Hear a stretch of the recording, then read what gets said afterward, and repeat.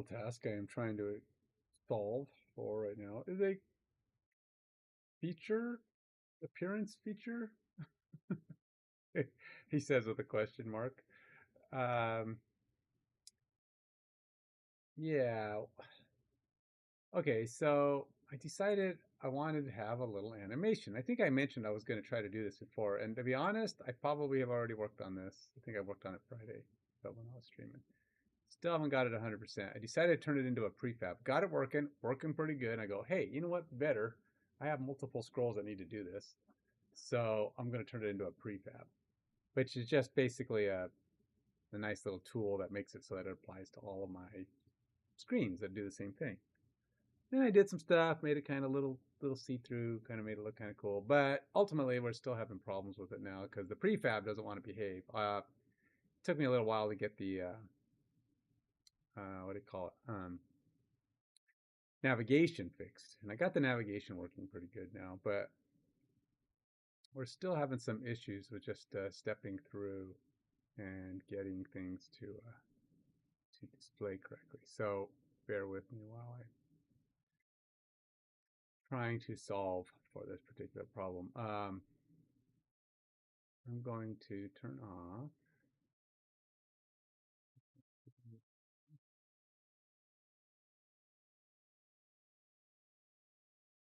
Well, I guess I don't know.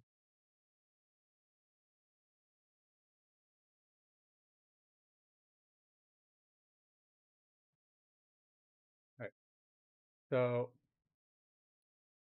this is the problem. I'll show you the problem. And I'm stepping through the code because it's not working. But I think I was working with AI, and you know how AI is.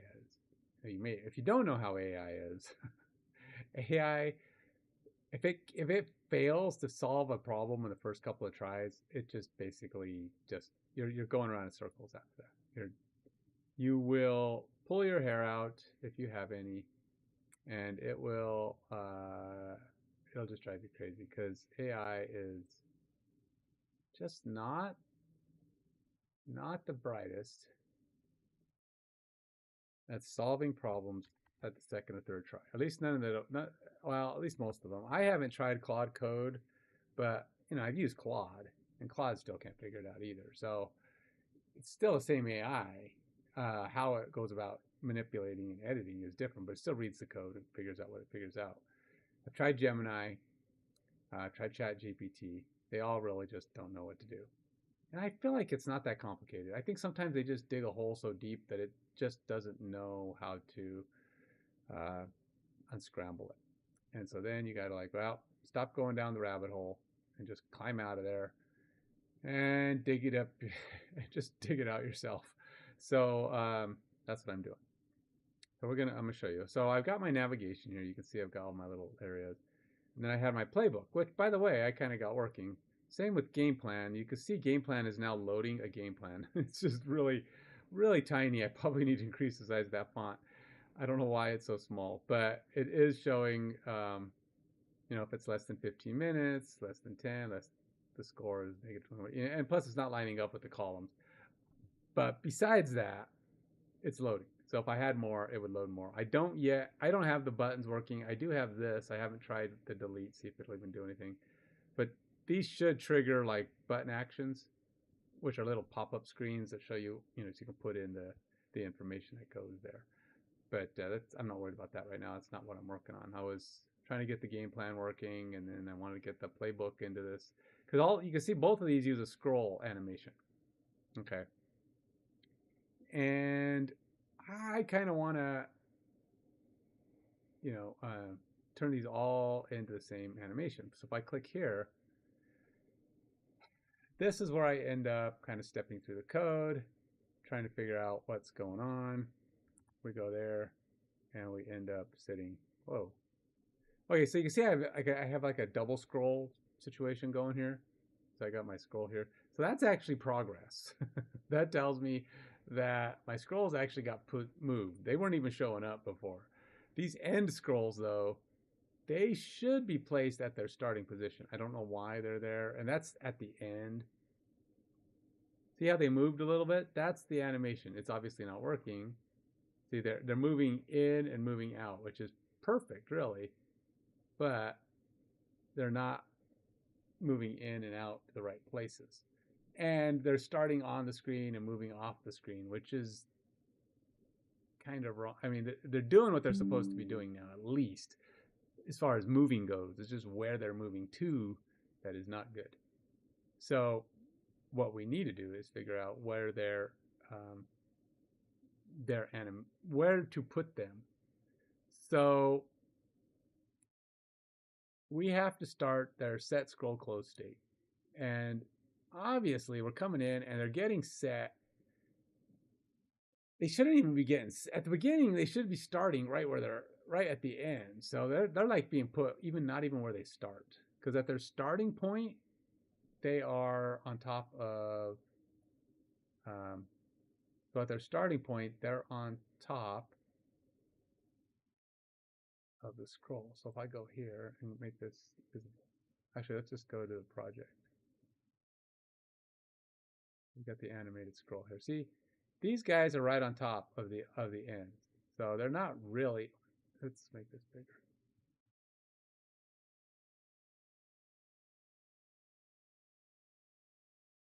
So you can barely tell, but they are there. They're sitting on top of the ends. So you can't, so they're hiding the ends of the original scroll.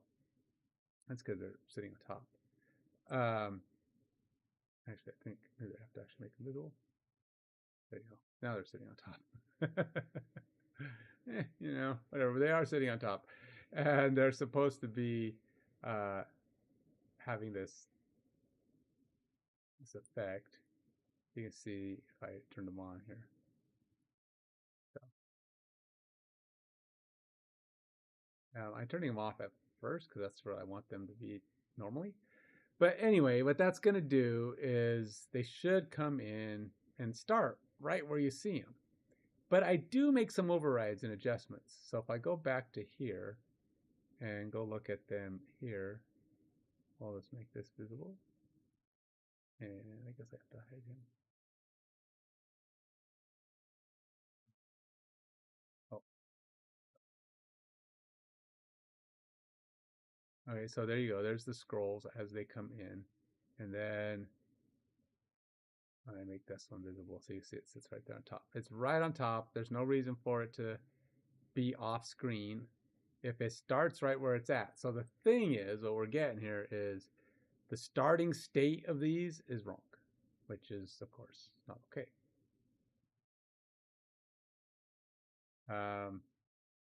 So what we need to do is capture and set the starting state correctly and not be broken right out the gate. So we have to get in here and figure out why we are broken right out the gate.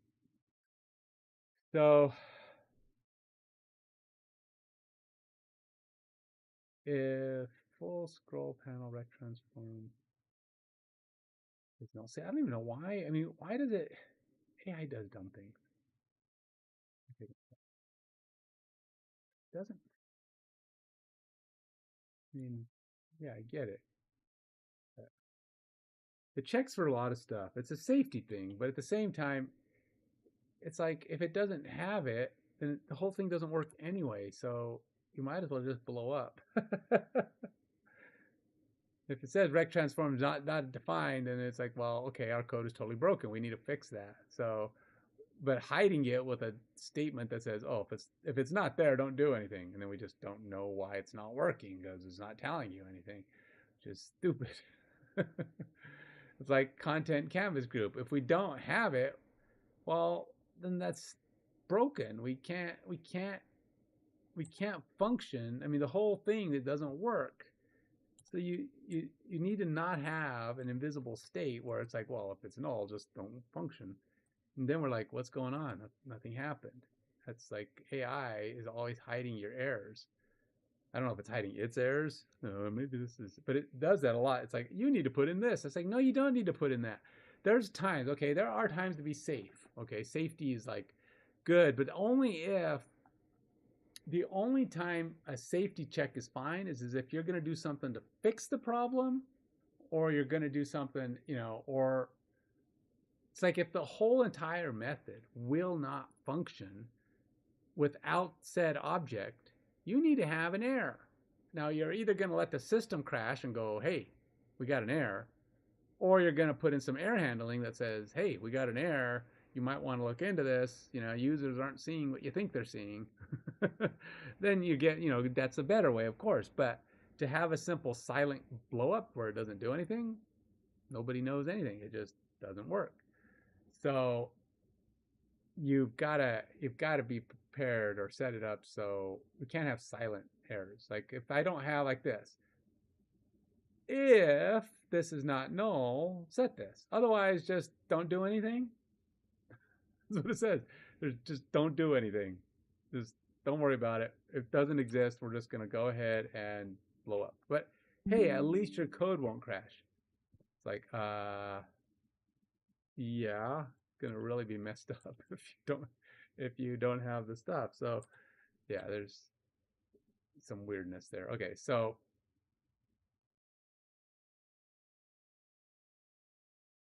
open full scroll size. This is the starting point of initialization, and then we have our closed full scroll size.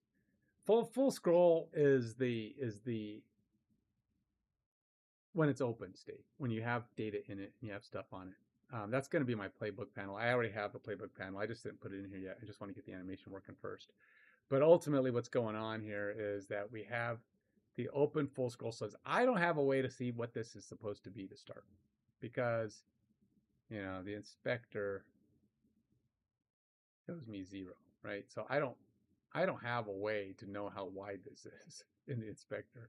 I mean, there might be a way. I mean, there might be there might be a way to like lie here and just put this and see what it does. So according to this, the width of the full scroll is 2292. So when I come in, it should say 2292. So we're gonna go. Let's make a note.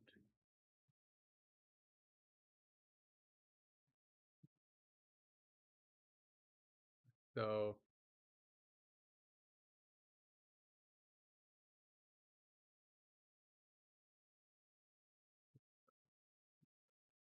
I'll put it right here. We're gonna say 2292 width.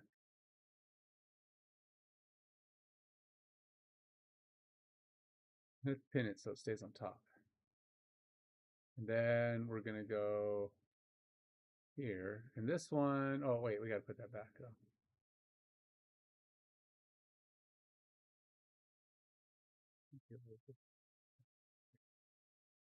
So this one's going to be pinned to the left. Its width is 247. Left 247. 292. Let's just see what it says. 6. Right. Yeah. 236. 236. 1.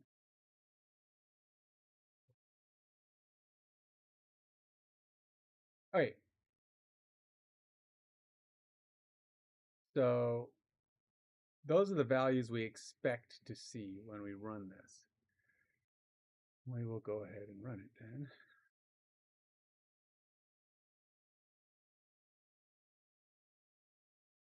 Now we already know it's wrong, but at least I can kind of step in and kind of go, okay, well, what is it seeing? What is it? Oh, look at that. Oh. Yeah. Well, it's not being very smart.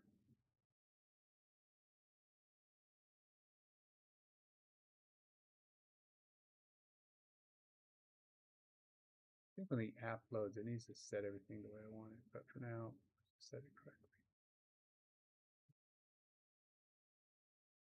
You can set it in the correct initial state, but wisely, you should set it to put itself in the right initial state.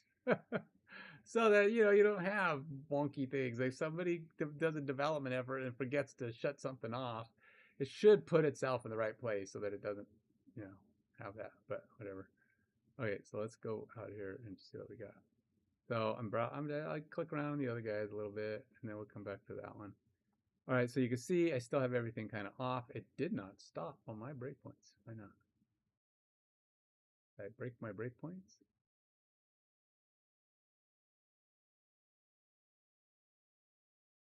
How come it didn't even bother to set my scroll state? What the heck? We are connected.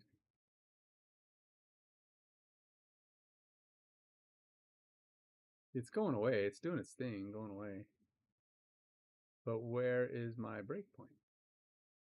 Are we not even getting the initialize?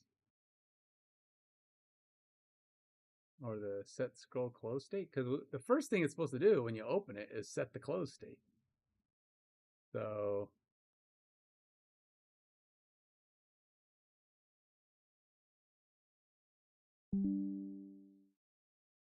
well, now the first thing it should actually do is call my it's either start animation. I still don't understand why we have this stuff, but let's see. I feel like I think it's redundant, but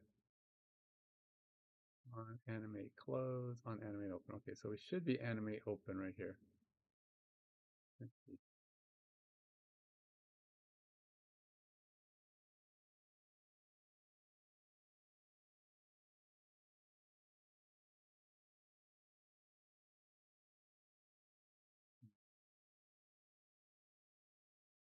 I'm trying to work by getting the right thing first. Okay, so we're gonna go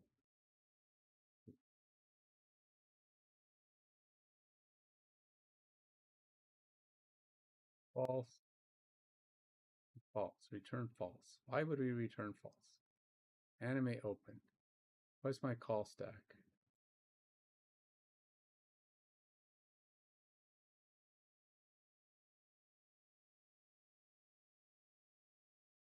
Oh, they're both false, so we don't return false. Good.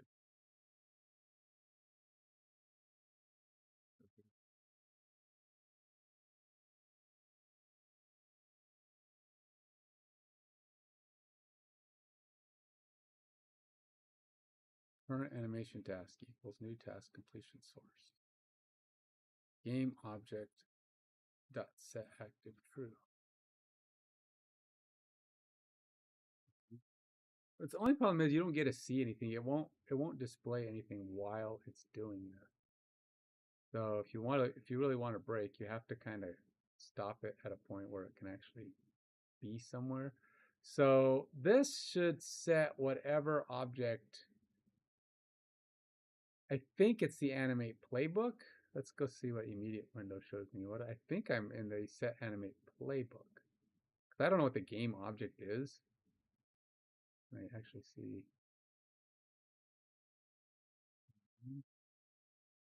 Yeah, it's animated playbook.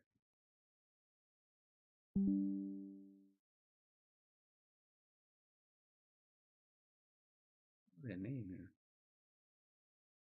But I'd imagine that's the name.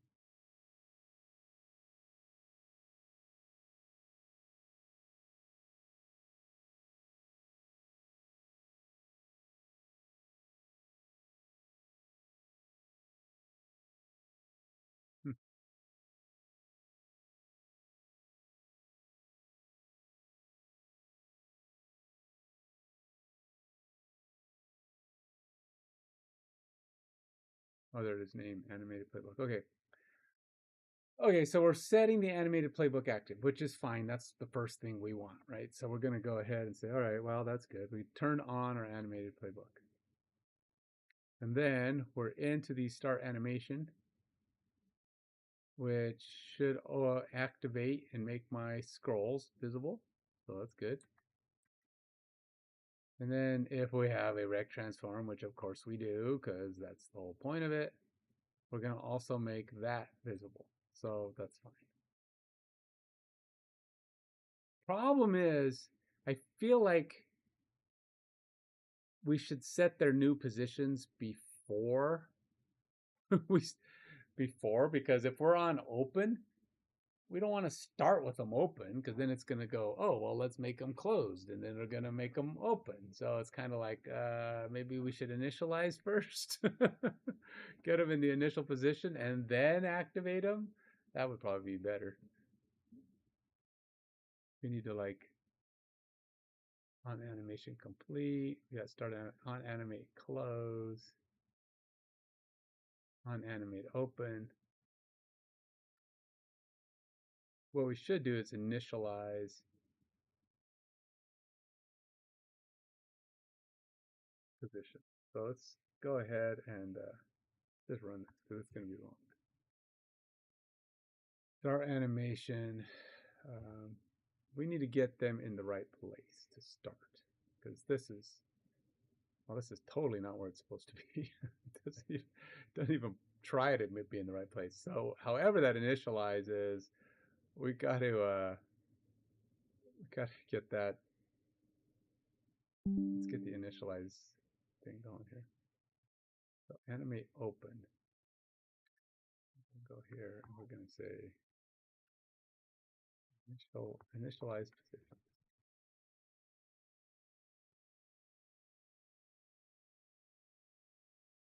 Now the thing is about initialized positions, this should put them in the closed state, I think.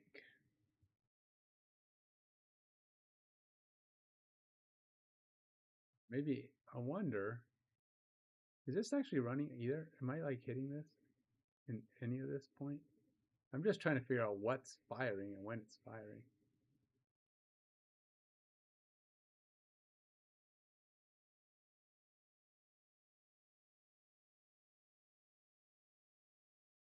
So we click a button that's going to trigger the animate open. So we go here, and we click this, and the first thing that gets hit is start animation. Well, it's not. First thing that got hit was animate. Oh, we didn't put a break here. That's right. Animate open should have been the first thing. And I put one on start. So it looks like none of these are firing yet. So there's a lot of things. It's timings, trying to figure out where everything's firing so we can see the path of everything processing. And it sounds like we have this and we're firing animate open first. Let's see here. I want to break.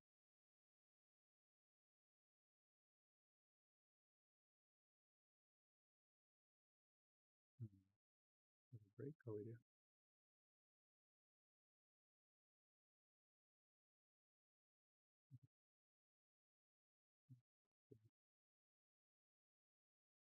So the first thing that fires is animate open. Okay, so that's good.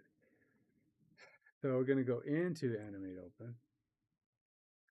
Wait, it did not? Why doesn't it break inside of initial position? Did I hit the wrong button? Nope. Why did you do that? Oh, we are off. Somehow I must have. Did I put in some code? I'm never putting in any code. Hmm.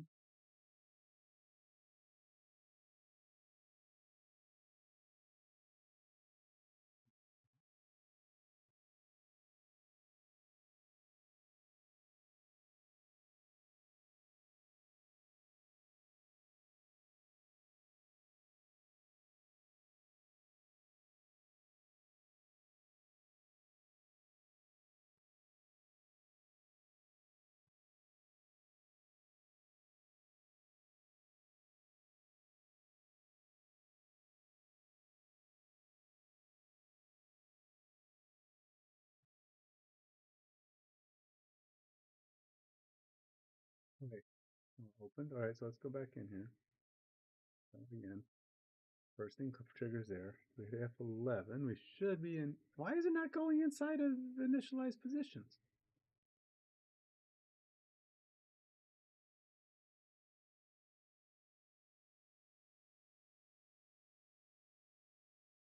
Oh, man. Oh, you know what I'm doing? I think the problem is I haven't saved that stupid thing. stop here. Just rebuild. Try it again.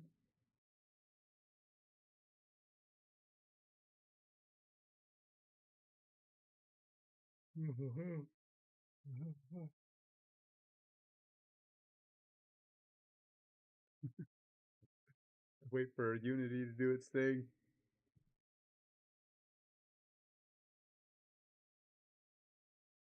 Really like to get done with this piece. If I can get this to work, then I should be able to plug in my playbook panel again and continue forward with the task.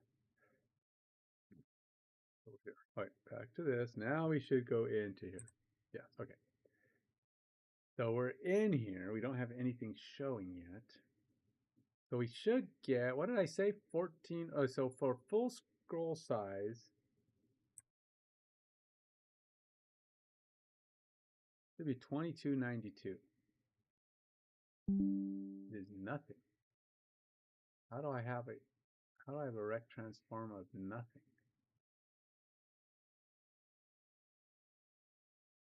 Okay.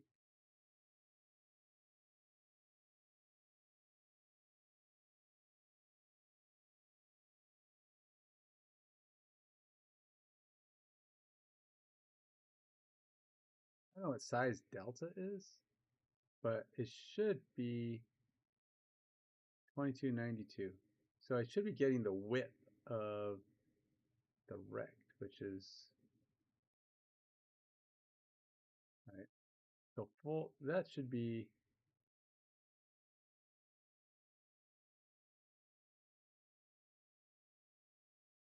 the width. Go here and it's just width. Yeah.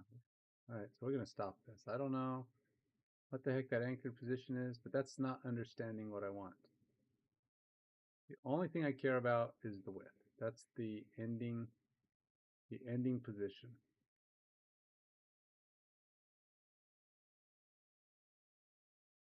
Now I do need, so it's probably not it wants to know its width. But the question is, where is it going to be placed, I guess, is the next thing, right? All right, so we got we're going to say open full scroll size. That doesn't change its size, but we're going to go rect dot width. That is the size. Now, whether or not that's going to be placed in the right place, I don't know, but that's the open full scroll size. And yeah, we're going to have to stop.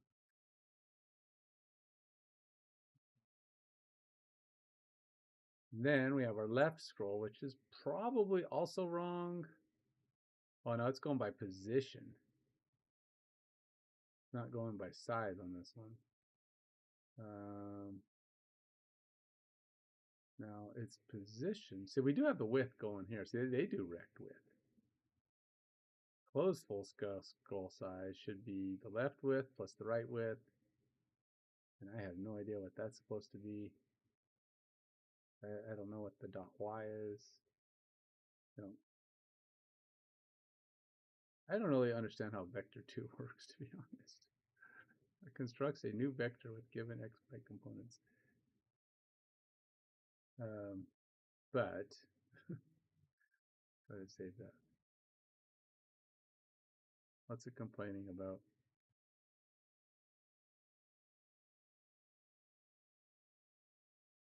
And plus they convert float to unity vector 2.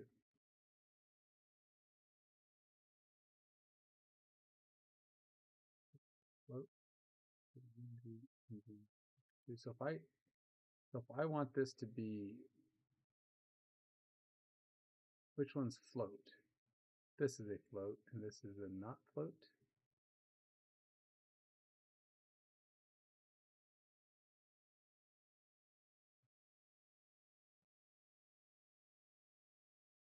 So this should probably be new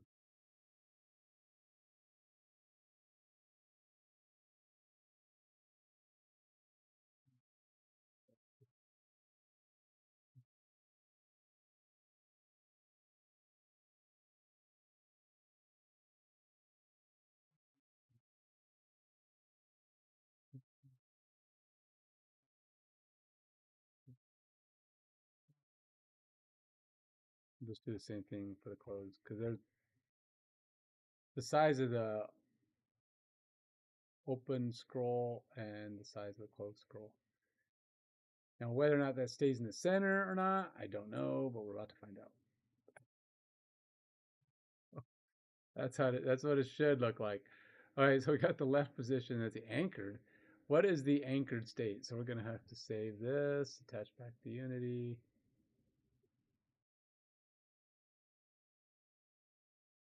And see where it's anchoring at, because it's obviously anchoring wrong. Something is not okay.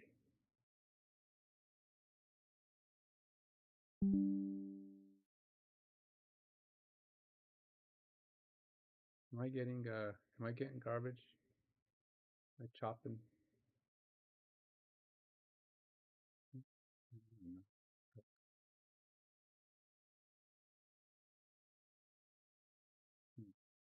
You see my frames drop to nothing and I start stuttering, let me know.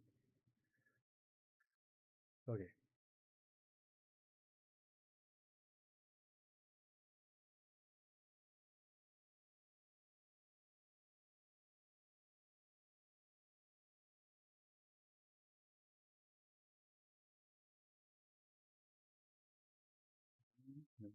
Click.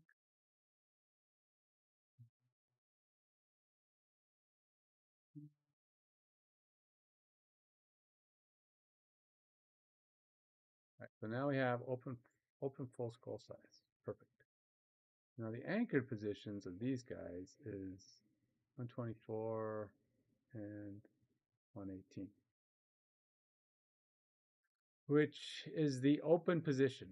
Perfect, because that's where they should be. And it's right where they are at the moment that the app starts. So we should never be off unless we do something that changes their width or their positions in the future. So let's see what happens. Now, I don't know what the Y is. What is the Y here? What is the 0, 0, 0?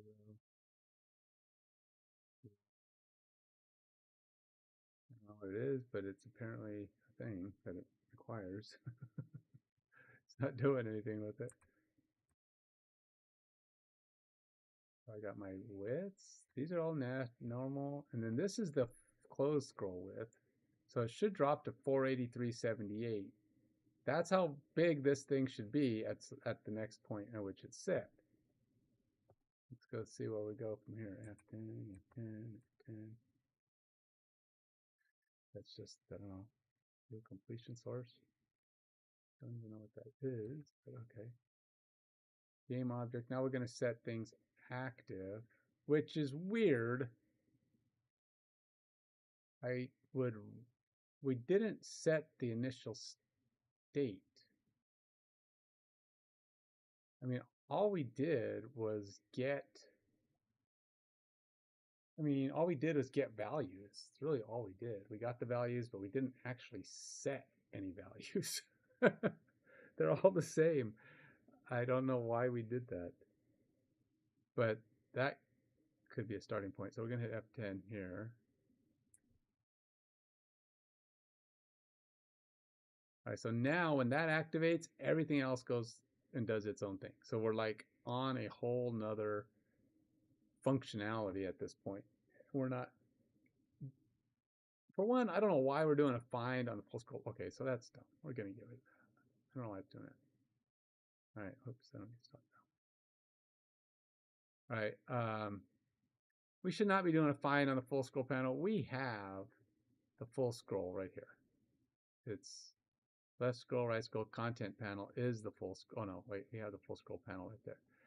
That's the panel that,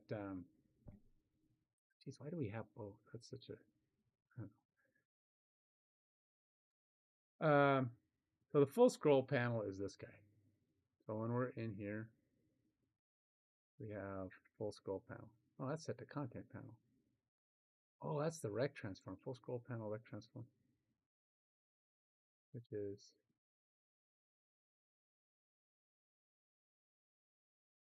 so weird. Why do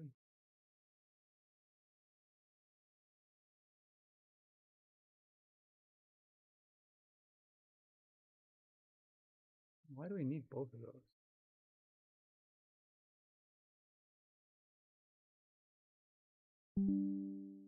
Just set the same thing twice. Why? I mean, one's a rect transform and one's not, but it just seems weird that I have to do that both. Why can't I just? I don't know. Either way, that's just weird.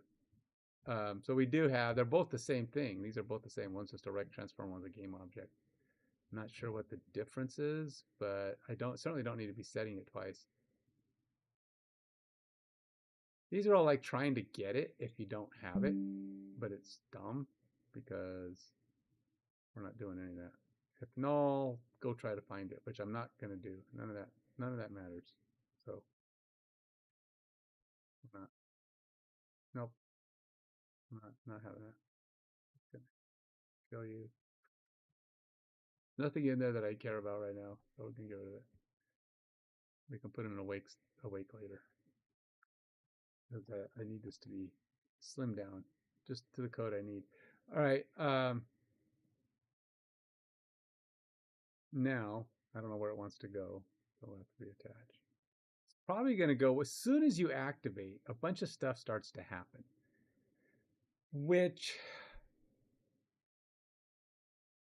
I like, for one, the initialized starting positions, which are the initialized positions, animate open, which is, what is the animate open, which is calls us initialized positions.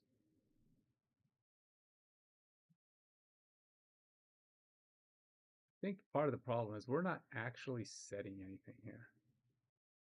We just got variables. That's all we did. We had left scroll, right scroll. Unless these got set,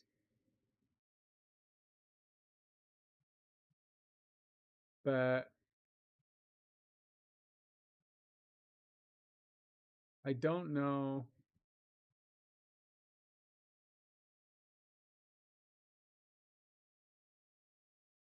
These are just variables getting set. They're not actually doing anything. We're just setting these objects closed, left and right closed positions. Left scroll closed position. Left scroll open position. We created the variables, and if we're not setting them, we're not doing anything with them. We read this, we got all of our initial sizes, but initialize positions is that's just initializing variables. Honestly, I think what we should probably do. Hey, Vice, are you? I am not, though, mostly because I don't know anybody who wants to work on it for free. So it is just me. So everything I've done so far is me learning how to do all this stuff. It's kind of fun. It's interesting, but probably a little slower. I need to find me someone who wants to help me work on some of the the object modeling, character modeling, and animations. But beyond that, I don't mind doing all the other stuff. It's just the character modeling and animations is going to take a lot of time. So what's going to end up happening is I have to develop all the stuff, all the different things, and then when it's all working, I got to go spend the next year working on gluing all of the visuals to it. So if I was working with someone else, they could be prepping all the visuals, getting the animations done, the character models done, and getting all that stuff kind of working and ready.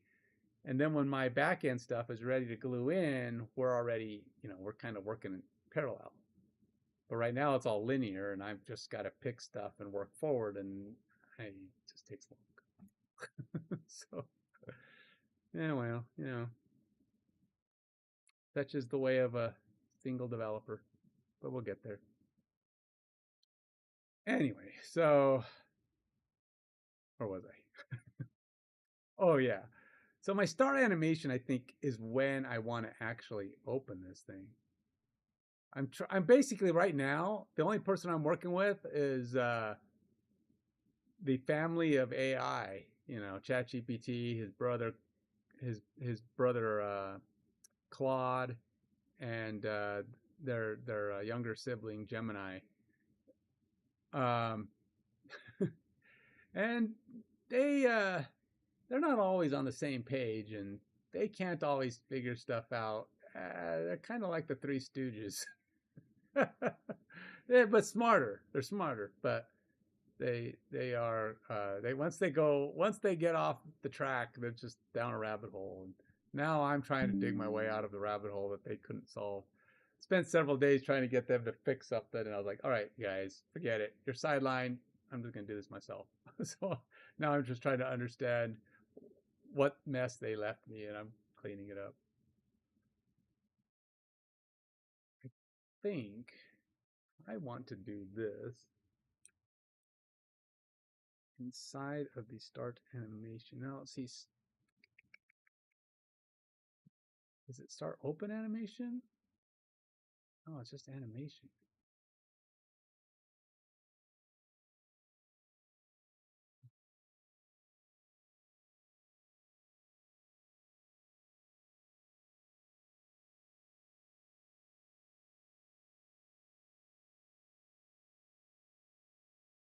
Just animation. So I wonder if I want to break. I'm just hesitating. I'm thinking I want to break up my starting animation or the opening and the closing animations. Why is it is open, is animating?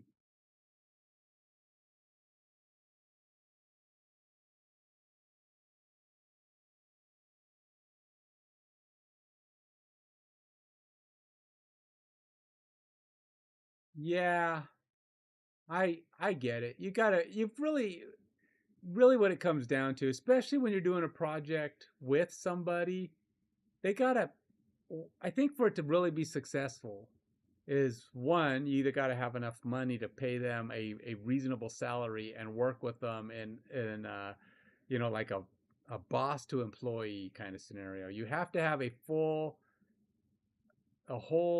you have to have that whole scenario set up where they're getting paid decent, they're getting paid for their worth, and you're the boss, and that's just all there is to it, and that's how it goes. Or, which is where I'm at, you got to find somebody who just is passionate about the same your project, and they want to be part of it, as in get paid when you get paid, when the project gets going, to be a partner basically.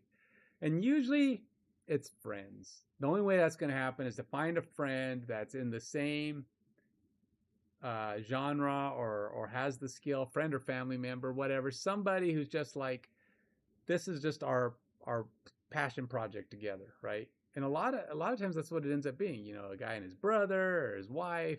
You see a lot of that stuff. A guy said, "Oh, I've worked with my wife. She helped me do this, and I did that." And you got other people who they had their buddy, their friend, their that's the only way that stuff it really comes together on a low budget scenario. When you're in a low budget scenario and you're trying to work with other people, it gets hard. So yeah, I get it. It's really it is kind of a challenge, and that's why what it's going to come down to is me either doing it all myself, or as I get closer, I'm able to find funding and I'm able to hire people to do the tasks that I need to do. Not like a full-time employee, but like task things, like maybe find some guys who are pretty reputable on Fiverr, or some people who've got some skills that they've got proven track records of getting what I need done, and then having to pay them in piecemeals. Do this, do these 5 models, do these animations, do that. Have very distinct tasks, and hire people that way. That's kind of where I'm probably going to end up going. I don't like doing that necessarily, but it's the way I stay in control, and you don't have the the weird dynamics of somebody trying to get paid later, and they don't know you, and you're not really you don't have that connection. But Yeah, it's a tricky thing. And plus, this day and age, when you're working with somebody and it's like single projects like this, where it's all remote work, right? So you don't know what somebody's doing. So you have to give them time frames. Like, okay, well, I need this back in a certain amount of time, and that sometimes it's hard when you do what do you call it, the contract work, where I'm going to pay you to do this and get it back to me. Well, if it takes them a month to do a 3-day thing, and you've got 30 things to do, well, I can't do this for 30 months. I'd like to be able to, I have to find somebody who can be able to assist me quicker than that. But I'm not to that point yet. I'm learning my stuff. My biggest concern is, like I said, it's going to be the character models and the animations. Um, I think I can implement all that stuff because I've kind of been playing with it, learning how to plug in animations, plug in parts. It's not going to be like so advanced that it's Madden level, so I'm not worried about that. I'm not using physics engines. I'm actually creating my animations, and they'll be triggered by events on the screen. So the way I am doing my simulations is when the players are moving down the field, they're going to all have certain things going on the field throughout their play, and animations will trigger based on what they're doing. But it's not going to be physics based, which will save me a lot of headache. I think trying to worry about guys flip flopping around and trying to create this stuff and that stuff. I think that's just I don't need that for this kind of a game. I just want my simulations to be better than most football managers. I want to be an actual football players on the field doing something and running and just kind of like you see with some of the middle tier front end games that you might see. I say front end being kind of control, like um, Super Tiny Football. A guy, one of my viewers, his name, he goes by Beeeeoo.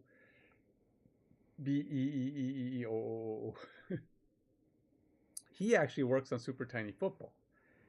You'll see it's on Android. That's the kind of animation I kind of want. Not maybe not that specific, but not that style, but that level. Maybe a little bit.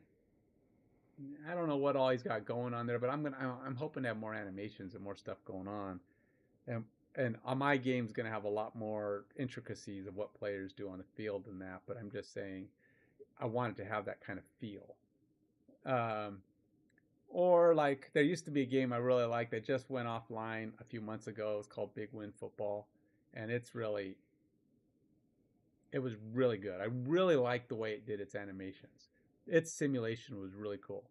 Now these games had no back end to speak of, and they were very paywally, and they were for their other stuff. But the simulation of Big Win Football was really nice. It was enjoyable to watch. I used to like starting up a game and actually just watching the game play through. It was fun. And that's what I want. I want that to work, except I'm going to have the back end stuff that makes building those teams up and makes it more interesting to watch the game because you're going to be able to do all this stuff that how you're going to build up those teams. And it's going to have a lot of other features. But it's going to be way more complex than those games as far as their back end functionality.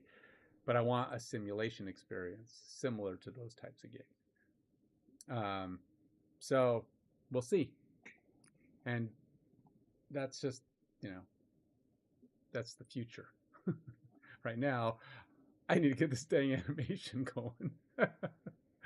There's a lot of stuff. All right, so it's doing this. All right, is animating is true, is open. It's going to activate my game objects.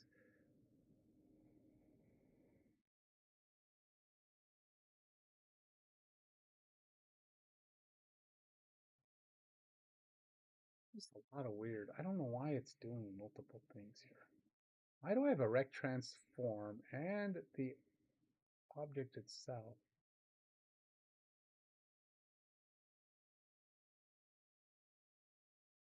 It's so weird. Why isn't it just using the content panel? I started this project in November. And since then, I have built 11 microservices, or a pretty far along React front end. It's about as far along as this Unity one is. I built the Unity back end. No, don't worry about it, man. That's what I'm here for. I'm trying to get, the reason I stream is so I could build up, a user base. People are maybe interested, or at least, want to talk coding. But no, I started about 7 months ago. Apparently, according to SOC or SC, it's a tool that reads your code. It says I've done like 100 and some thousand lines of code in the last 7 months. Like, wow. My back-end microservices are where most of my code is. And now I'm just starting to glue bits and pieces into the UIs and start trying to make the UI come to life. And I'm not fully done on the back end. I still have to finish hacking out the skill sets and for the players and and then I have to start working the next phase. Probably the end of August, September is what I'm hoping. I'll have a full end-to-end playability where basically I can start a game and plays can run. There won't be any UI, what do you call it? No significant UI animations or players, and I'll have one player, and it's just going to run the thing, and it's not going to have a lot of the bits and pieces that I've built all plugged in yet, because they're all I have the game plans built and the playbook built, but I still got to plug in a lot of the way things are going to intertwine into each other. I've got those designed, I just haven't plugged them all. I haven't written that code yet. And then, so once I get that full end-to-end, which is the final link in the chain, everything now exists, I got to start building up the interactions, how everything attaches, and how the collection pieces are going to work, and that's the next few months. And then after that, I got to start working on, during all that, I keep building UI stuff. And so a game can take years to build. So if I'm 7 months in, I'm hoping with AI, I can reduce it from maybe a 4-year project to a 2-year project. But I don't know. I'm probably being overly optimistic. There's a lot to do still. So I'm just hoping I'm hoping to start getting a pretty decent, I want to start being able to provide tester builds by September, October.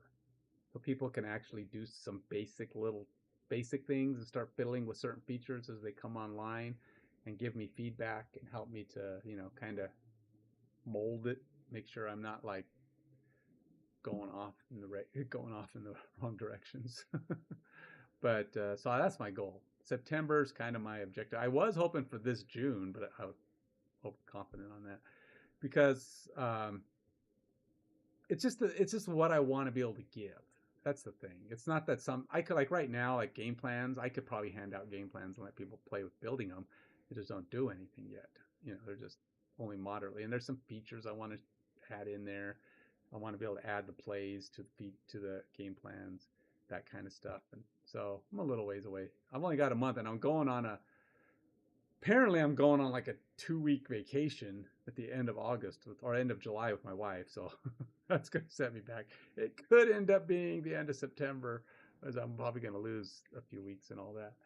But I'm going to have my computer, and there'll be days when I'm just kind of coding on the road, coding when I'm visiting family and stuff.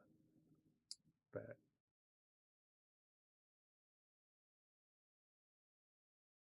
I don't know. I feel like I need to stop having two. Why do I have a rec transform and a content? I don't understand that. I gotta ask AI. Maybe AI can tell me if that's necessary. Sometimes AI can explain things because this is Unity, and I just don't know Unity very well. As in, before I started this project, I didn't even really know Unity existed. I've never been a game developer, so got to bear with me on the Copilot. What is Copilot consumptions? Ah, check that out. They added that. Cool. That's a new feature.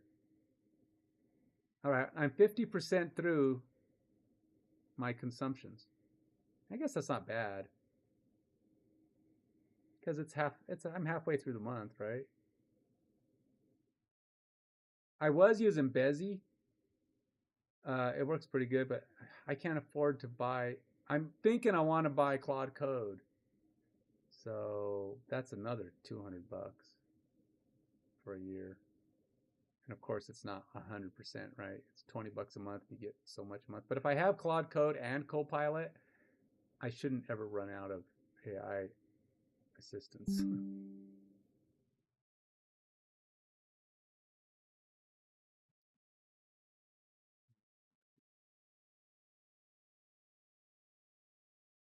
I can't see my keys. Why aren't they turning on? Oh, there we go. Oh, so much better. My lights are off on my keyboard. Okay. Yeah, is it necessary? Oh. Okay.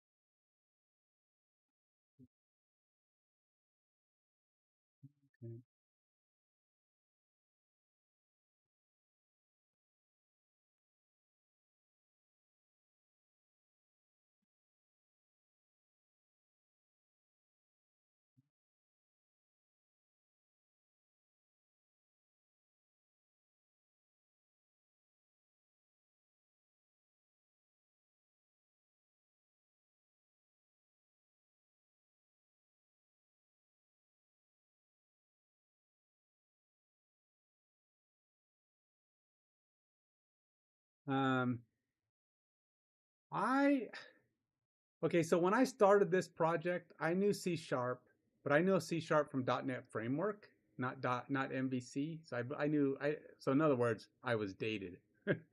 I built an entire application for my last company that I was working for, and prior to being laid off, they didn't want to update, or they kept saying, we'll update eventually. So I was always working in .NET Framework, and I never got to work on the latest versions of C Sharp. I got really good at SQL. I'm very good at SQL Server, but of course, what am I using in this? Mongo database. So I'm not even using any of my skills.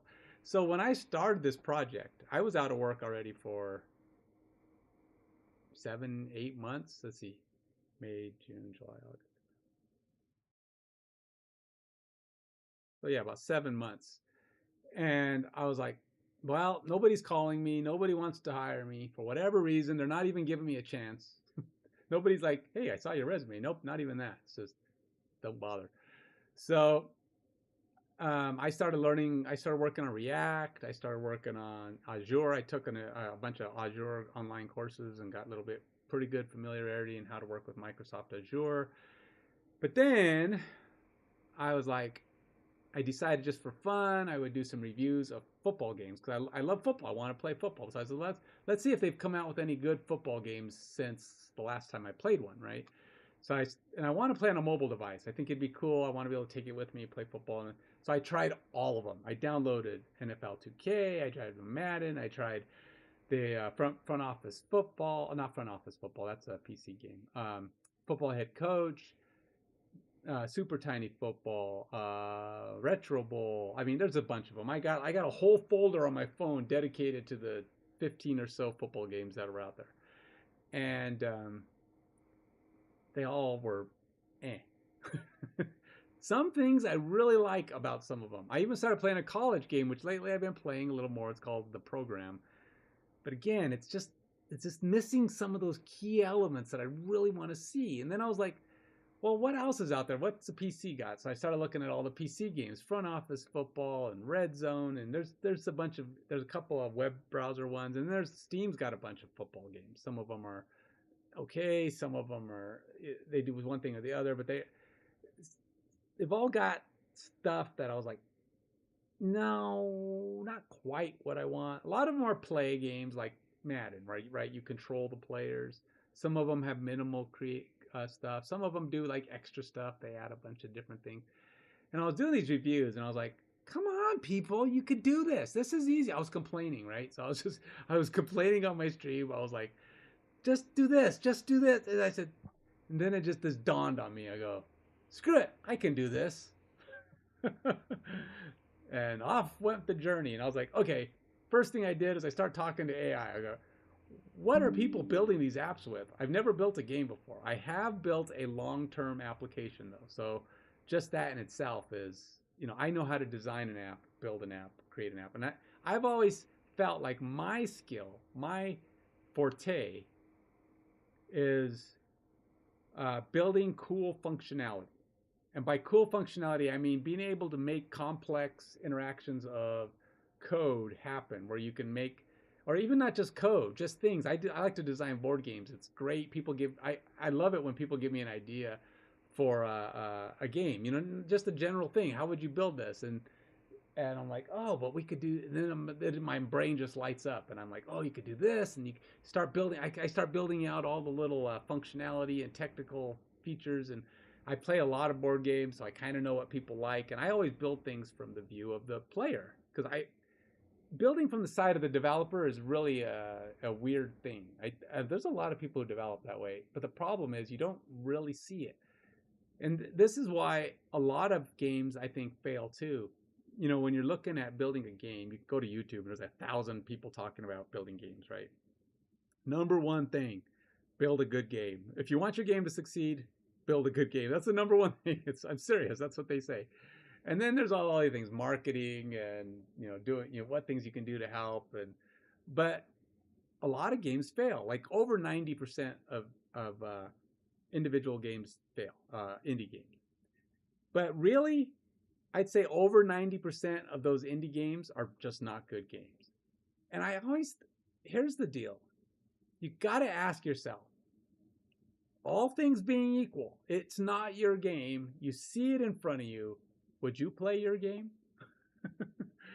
If you got all the other games that are in that same genre, like for me, like if I built this game and it was out there with all the Steam games and all the other football game options, would I go, hey, this game has everything I want and it works, I want to play that game? Would I pick my game over all the other games? Because if I wouldn't pick my game and go, well, this game's better, then that's why you don't do good. Because I think a lot of times you look at these other games out there and it's like, I don't think that developer with an honest mind can say he'd pick his game over the game right there, which is like way nicer. And I'm not talking about AAA game comparisons. Yeah, you can't really compare against Madden, right? I mean, unless you're a AAA studio building a AAA game, you can't compare Madden as far as visuals. Okay, I can't beat Madden graphics. It's not going to happen. And there's not very many indie studios that can beat something like Madden. I mean, Maximum Football tries, and it's not a indie studio. I mean, they got a lot of money behind them, and still they're okay graphically speaking. To me, Madden has the graphics down, and maybe not perfect. And of course, you can find a million YouTubers out there that tell you all the flaws. And these are guys that have obviously never developed a graphics game, but trust me on this, Madden is amazing. But if you're talking about a full game experience, I get it. Madden's got some flaws, and that's fine. That's where I'm trying to build mine.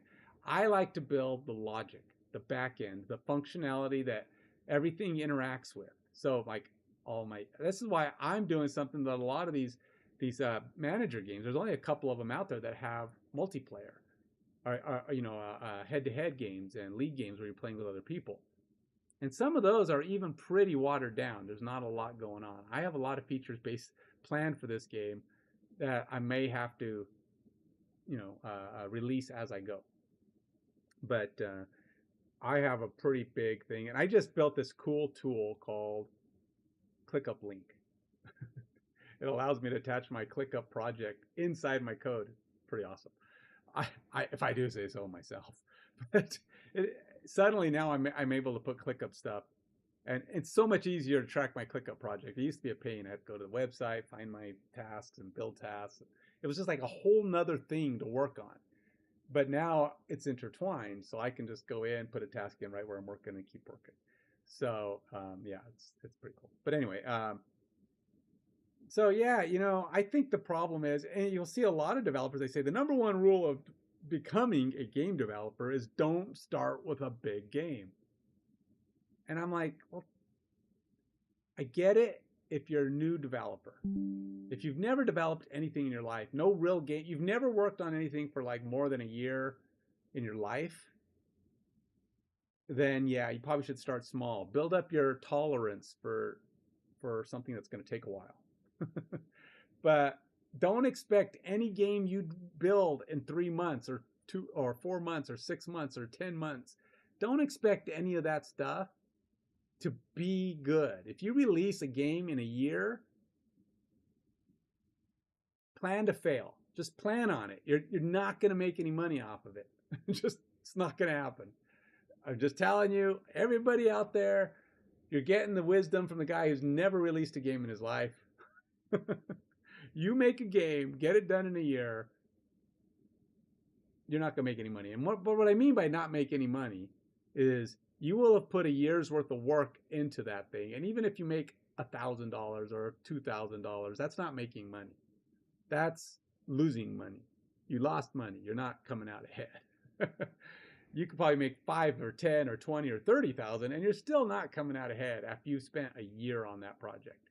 And if that thing doesn't keep making money for you, 30,000 every year after that, for the next 2 or 3 years while you're building up the next version or update or upgrade or whatever, then the game is a failure. It's not happening. And that's what's going to happen for almost every game. So I'm just telling you right now, if you really want to build a game, build a good game. And you might as well learn building a good game out the gate. That's what I say. If you've got the patience and you understand that a game can take long, then just do it, man. Just get in there, learn what you got to learn. I never heard of Go, by the way. Go, my entire backend, 10 services, 70,000 lines of all my code are sitting in Go right now. And I had never even heard of Go until December. In December, I was like, okay, what programming language do people build their microservices with for video games commonly, and specifically for mobile, because I want my game to have mobile versions. And I'm thinking whatever that is. And so what's the best graphics engine for mobile? And it says, well, the most popular ones are Godot and Unity and it's not Godot, it's Godot, I guess. And then Unreal Engine to some extent, but Unreal is mostly PC. The most common 3D graphics engine for mobile is Unity. And I said, fine. I don't know what Unity is, but okay, let's do Unity. And I was like, okay, so I've never heard of Go. Let's do Go. Why not? Whatever. Hey, I've spent 4 months on React. We'll do my first version stuff, my prototype in React. And that's what I did. I built my prototype in React. And so if you go all the way back to one of my first videos, you would have to go to Twitch, though. No, not Twitch. You have to go to my other channel, active on YouTube, because Twitch things go away after 6 months, or after 2 months or a month, whatever it is. But if you go to my YouTube channel, I have all of my stuff on there. And if you want to see my original prototype of what I did, and all it was a proof of concept of a game running, of just scores randomly being generated. I just wanted to prove I could create a game that would run scores for a quarter and I slowly built that up until about middle of December. And then I said, okay, that's enough of the prototyping, time to get to work. And that's when I started looking into using my backend Go services and Unity and all that stuff. What database am I going to use? Well, I know SQL Server really well, but this thing says Mongo's good, so let's do Mongo. It's not in my Twitch. Probably because it's weird. Maybe I did it because it's odd to have YouTube in Twitch. But you're right. I probably could. I don't know. Do people do that? Does the Twitch appreciate it? You know, it's possible I don't. I'm just saying. I mean, is Twitch okay with you putting YouTube references? Let's see. Do I have it in my? I do have it in my description though. If you look in my description, you see Active Mind Games Dev. Oh, that's Instagram, but it's also YouTube. YouTube Active Mind. Oh, nope. I guess those aren't it. Huh. Nope, because the YouTube it says Active Mind Games. That's my business. That's for looking at stuff related to my the case I developed. I developed a miniatures case for like gaming miniatures, and if you want to know more about that, you can go to Active Minds Games YouTube. Let's see. Let's put this in. Or AM. It's AM Game Dev is my developer channel. But if you want to see my earliest stuff for the developing of this, for like go back to November, you would have to go look at Active Mind. It's the same same channel, by the way. Active Mind Gamer. So it's the same ID on YouTube as it is on Twitch for you. If you want to see my gaming channel, which is on YouTube, about the same number of followers, but things stay there. That's where I had my earliest development. So okay, so I put it in my description. So you could go to my description now, and at the bottom it has learn more at, and then it has like all my YouTube channels and my Instagram channel. So you can see it now.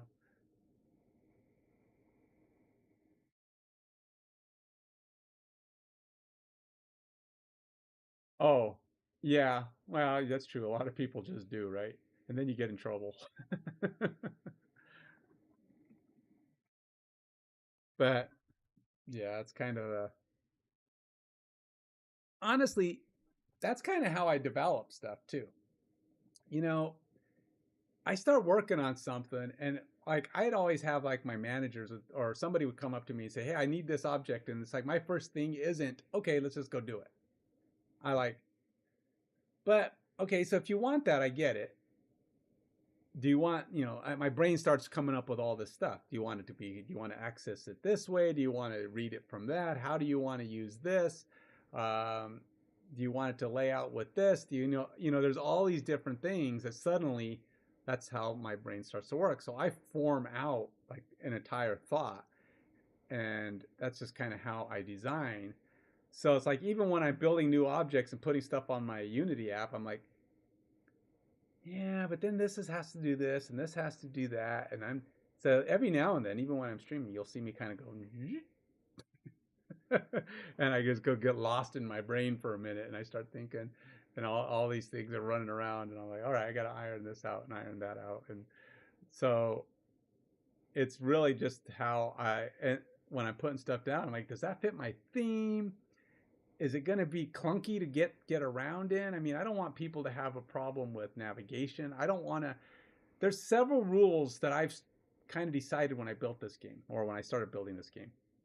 There's a lot of manager games out there. Like if you look at Front Office Football or a head coach manage or on the phone or Red Zone or whatever. Like I actually have an entire thing to the competition. Let me show you what this thing is.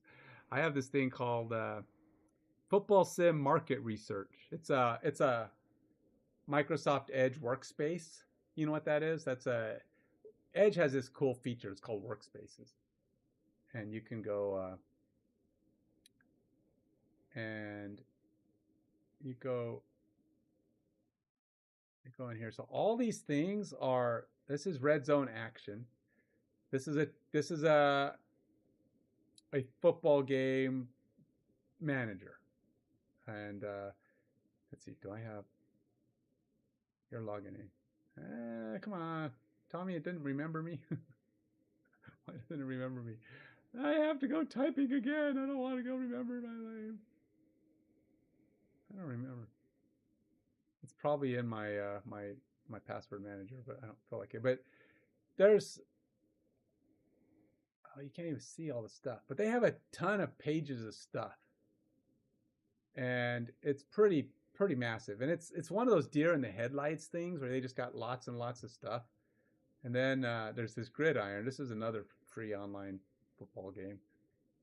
And this one you can kind of see if you click on some of their images. So they've got, this is their sim. Okay, so this is the biggest problem with a lot of manager games. In fact, I think every single manager game, football, American football, has these weird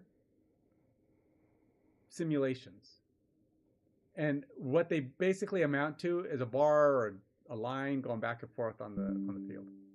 So you do all this work, you build up your team, you do all these different things, and then what are you presented with on the weekly game?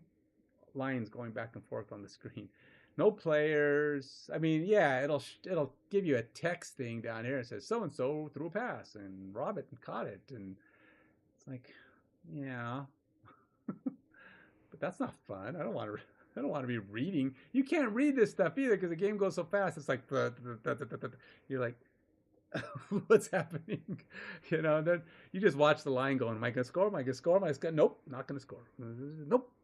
Nope. Oh, he scored. Oh no. Oh, no, he scored. Yeah, there's a little bit anticipation, but it's kind of dumb. It's like, I like football. I want to see a football game. I put all this work into drafting these guys and putting them on the field, and I want to see the characters moving around on the field. Now, I don't know if the way I'm building it, it's all conceptual right now, because the way I'm building my game, yes, it can technically work. I'm just not sure how it's going to work. I don't know how well Unity smooths out every. I don't know how a lot of these games function because I'm not a Unity guy. AI tells me it'll be fine. I asked AI, I said, well, I'm doing it this way. I'm building this kind of setup. Will this work in Unity? And it says, oh yeah, Unity can do that, make it look smooth and good. And I was like, all right, I'm going with it, man. But I won't know until I have a full play log data to run through. But so some of these games just go through and they give you lots and lots of stats like this stuff, which is fine. This isn't too bad. But I'm talking about some of them have pages and pages of statistics stuff. And I'm like, at some point it gets to be too much. You're kind of like, all right, that's too much, Here's my bar. I want it to be played by adults who love to get in and build their team, work on salaries and manage their players. And, they want to get in there and do that stuff.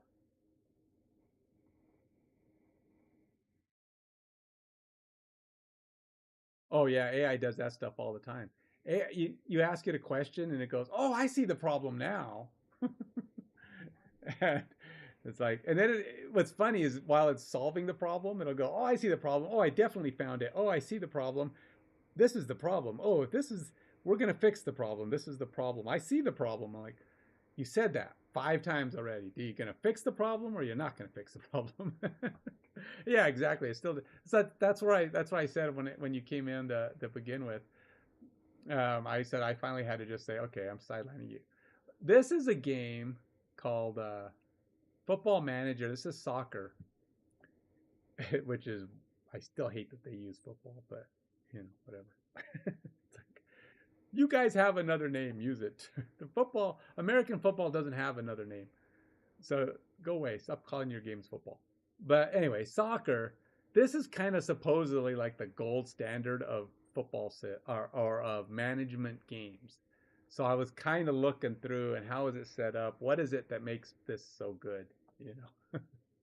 Well, why do people like it so much?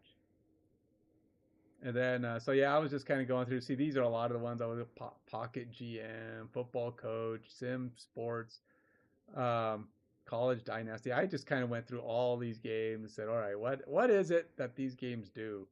And I just started browsing them all. I think it's this website. There's a website. Yeah, this GM Games.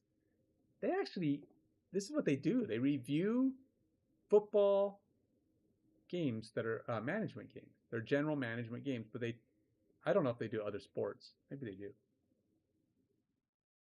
Oh yeah, I guess they do other sports, but they do football, basketball, all of them.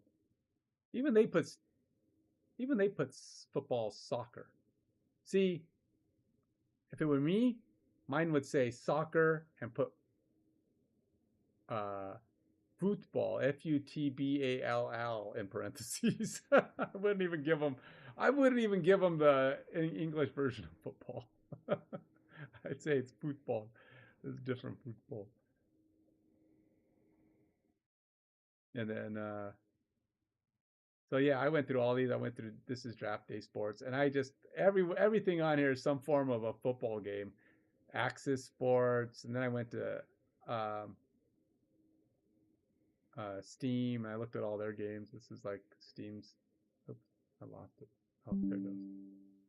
This is Front Office Football 9, the latest Office game, and what people like, what they don't like, and whatever. And so I read through a lot of these and go, what is it that people don't like about the most popular management games out there? And you can see they all have complaints. Every game gets complaints, but some more than others. So that's my market research thing.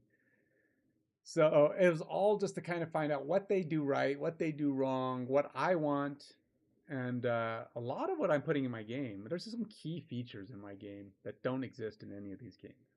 Certainly not in combination. But so that's encouraging for me. I just got to get it done.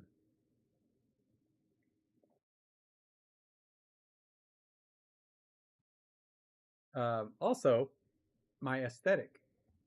My game is not going to be, as you can see, it's fantasy. Well, fantasy style. It's regular football, but it's going to be built with like characters that are not human. Because if you don't have an NFL license, why play human? Everybody's got human characters out there. You're making up dudes. And it's like, well, you might as well have some fun with it and have some cool characters. So in future releases, I won't be doing it on the initial release. But in future releases, I want to start adding character animations that kind of play into what they're doing, right? So it's like first I'll do maybe some celebration animations, when they do a sack or a touchdown, that kind of fit their character type.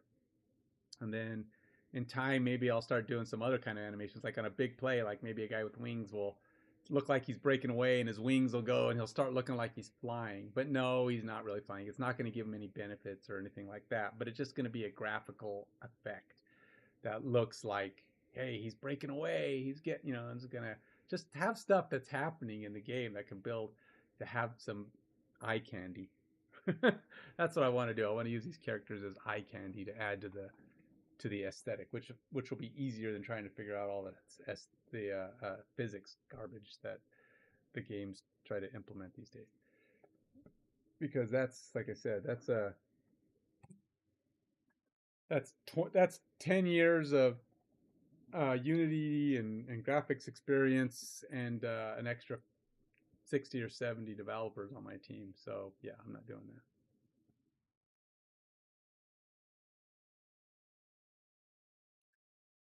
All right, I asked a question of AI. Did I get the answer? I'd say. Okay, so I'll take a deep breath and work on your question step by step. Looking at the scroll panel. After analyzing code, I can confirm they serve different purposes. Game object needs to be activated, deactivated. However, you're correct that if they reference the same object, this is redundant. You could simplify by keeping just the rect transform reference and using it to access the game object when needed. Then replace instances. Oh yeah, see? I knew it was possible to do it without doing them separately. So just keep the rect transform.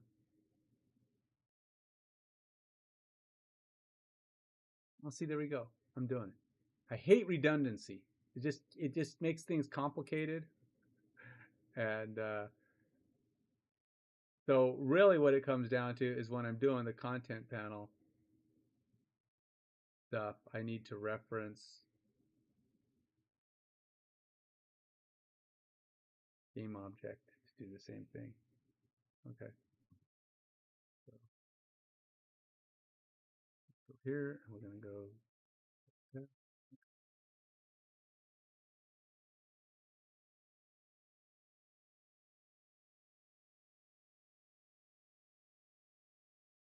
Okay, so look, like this is silly.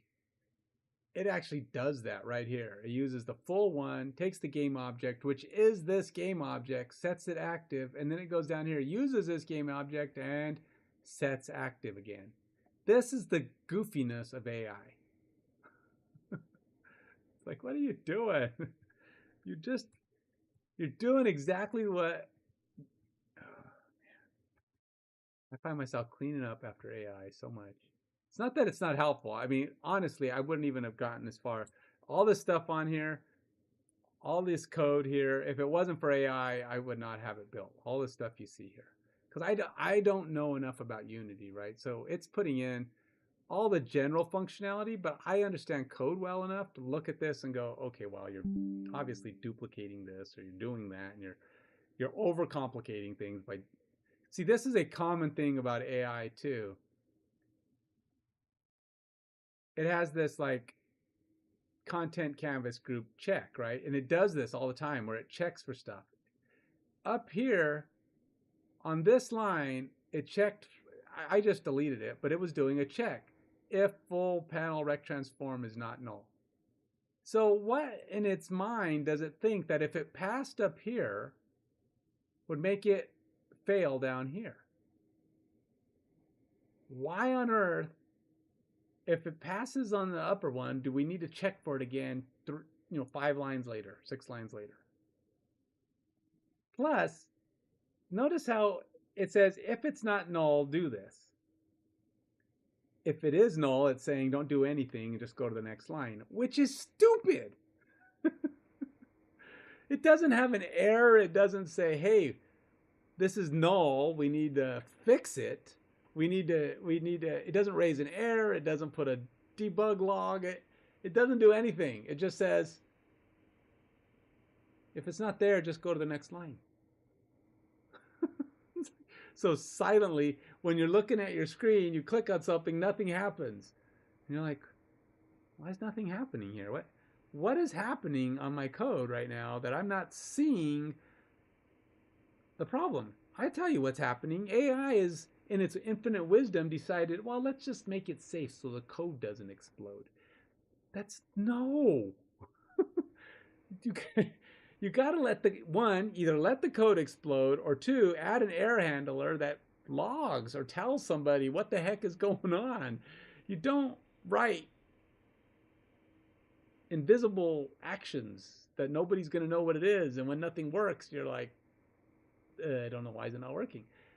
So if I don't have an error handler in there, which I probably need to add some error handlers, honestly, I need to add some try catch statements and just have it catching stuff and logging.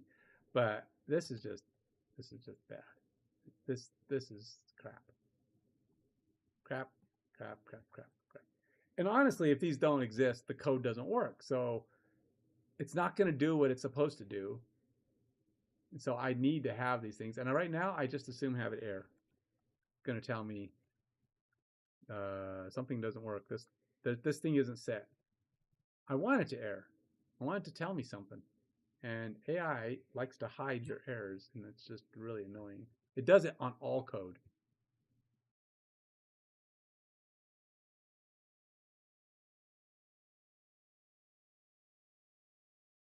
Yeah, well, what's going to happen is if I have this set to, let's say I don't have it set over here, right? So if I go, so it was here, right? I just deleted it, so now it's not going to be here anymore. But if I don't set it here and the code needs to do something with it, I want it to error. I want to put in if it's not the console log, it's, put something in that says, hey, this doesn't exist. Some kind of something will happen and it's going to blow up and say, hey, this isn't set or doesn't have an object. I'm like, oh, well, I need to go set that. I need to go put a value in this field. But I don't know that if it's hiding it.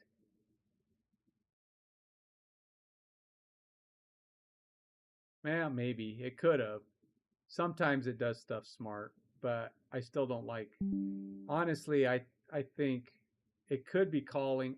And honestly, I've been deleting so many of these stupid calls that I could have killed it. But it doesn't do that all the time. Trust me. I have a lot of places where I'm looking at it going, I don't know why it does that.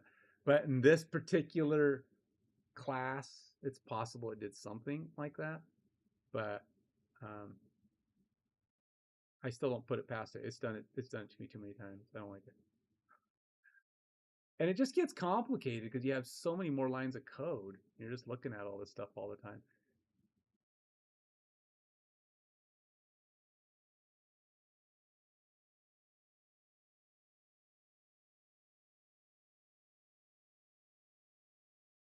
But yeah, game development is, I mean, going back to your original statement that it seems like it would be hard. I am not an artist. So like I mentioned before, that I'm very good at being creative and developing the logic flow of data. But when it comes to graphics, I can appreciate good graphics. I can see it, I can judge it, I can see what's good versus bad by looking at it. But conceiving of something and creating it, that to me is like, it might as well be writing in Sanskrit. I don't understand it. I don't artistry is a skill for sure. And honestly, if not for AI, I don't think I could even do a game. AI art. I hate, people say, oh, you're using AI art, you're putting people out of work. No, I'm not, because I wouldn't be hiring them. I have no money. I'm not putting them out of work. I'm not telling them, hey, sorry guys, I'm not going to pay you because I want to use AI art. No, it's sorry guys, I can't pay you, but I still want art. So I still want art, but you're not going to give it to me for free. So AI will, or at least AI will give it to me super cheap. Yes, it's a freaking pain in the art. Pain in the art. Pain in the pain in the art, man. I'm telling you, it's it's actually not easy developing the right AI images. It's not like any of the images you see on my screens were developed in one try. Very few of them. Most of them took 5, 10, 20, 30 tries on multiple art things and finding the one I want and saying I need this or I need that, and learning how to prompt it and getting it to give me close things, and then trying to get things that stayed on theme. That was half the battle right there, So yeah, it's quite the undertaking to get AI to behave. And part of learning how to work with AI is learning when to stop working with AI. To be honest, I let it take me down the rabbit hole probably about 2 to 4 hours more than I should almost every time. I keep thinking if I just tweak my question or statement a little bit more, it might be able to fix this. But ultimately what ends up happening is it's probably I'm doing it because I don't know the app I'm working in, right? So I don't really understand all the methods and functions that are in Unity. Like, I don't fully understand what this vector 2 is. I mean, I know what it's doing now. I've kind of got that concept. I figured it out, but that's from watching AI build all this stuff and seeing what's happening when it's happening and starting to gronk it. But a lot of these methods and stuff it calls, I mean, set active is obvious, but I don't know what some of these are. And I'm like, I don't know what the heck is going on here. Honestly, this shows you how long it's been since I worked on C#. I didn't know they added this F thing, the float statement. And I was like, what the frick is this? Is it writing in hex? It had been a while, apparently, since I worked in C#. I always thought myself as a pretty good C# developer, but I was doing C# in ASP.NET. working on the website code of the application I was building, which was just a UI interface to a SQL Server application where most of my code was. And I didn't realize that this is a valid way to actually declare a float versus a decimal or anything else. And I'm like, that's what that is. I'm like, what? Why is it writing in this? Why is it putting F's on all my stuff? I don't know. Yeah, it's just dumb.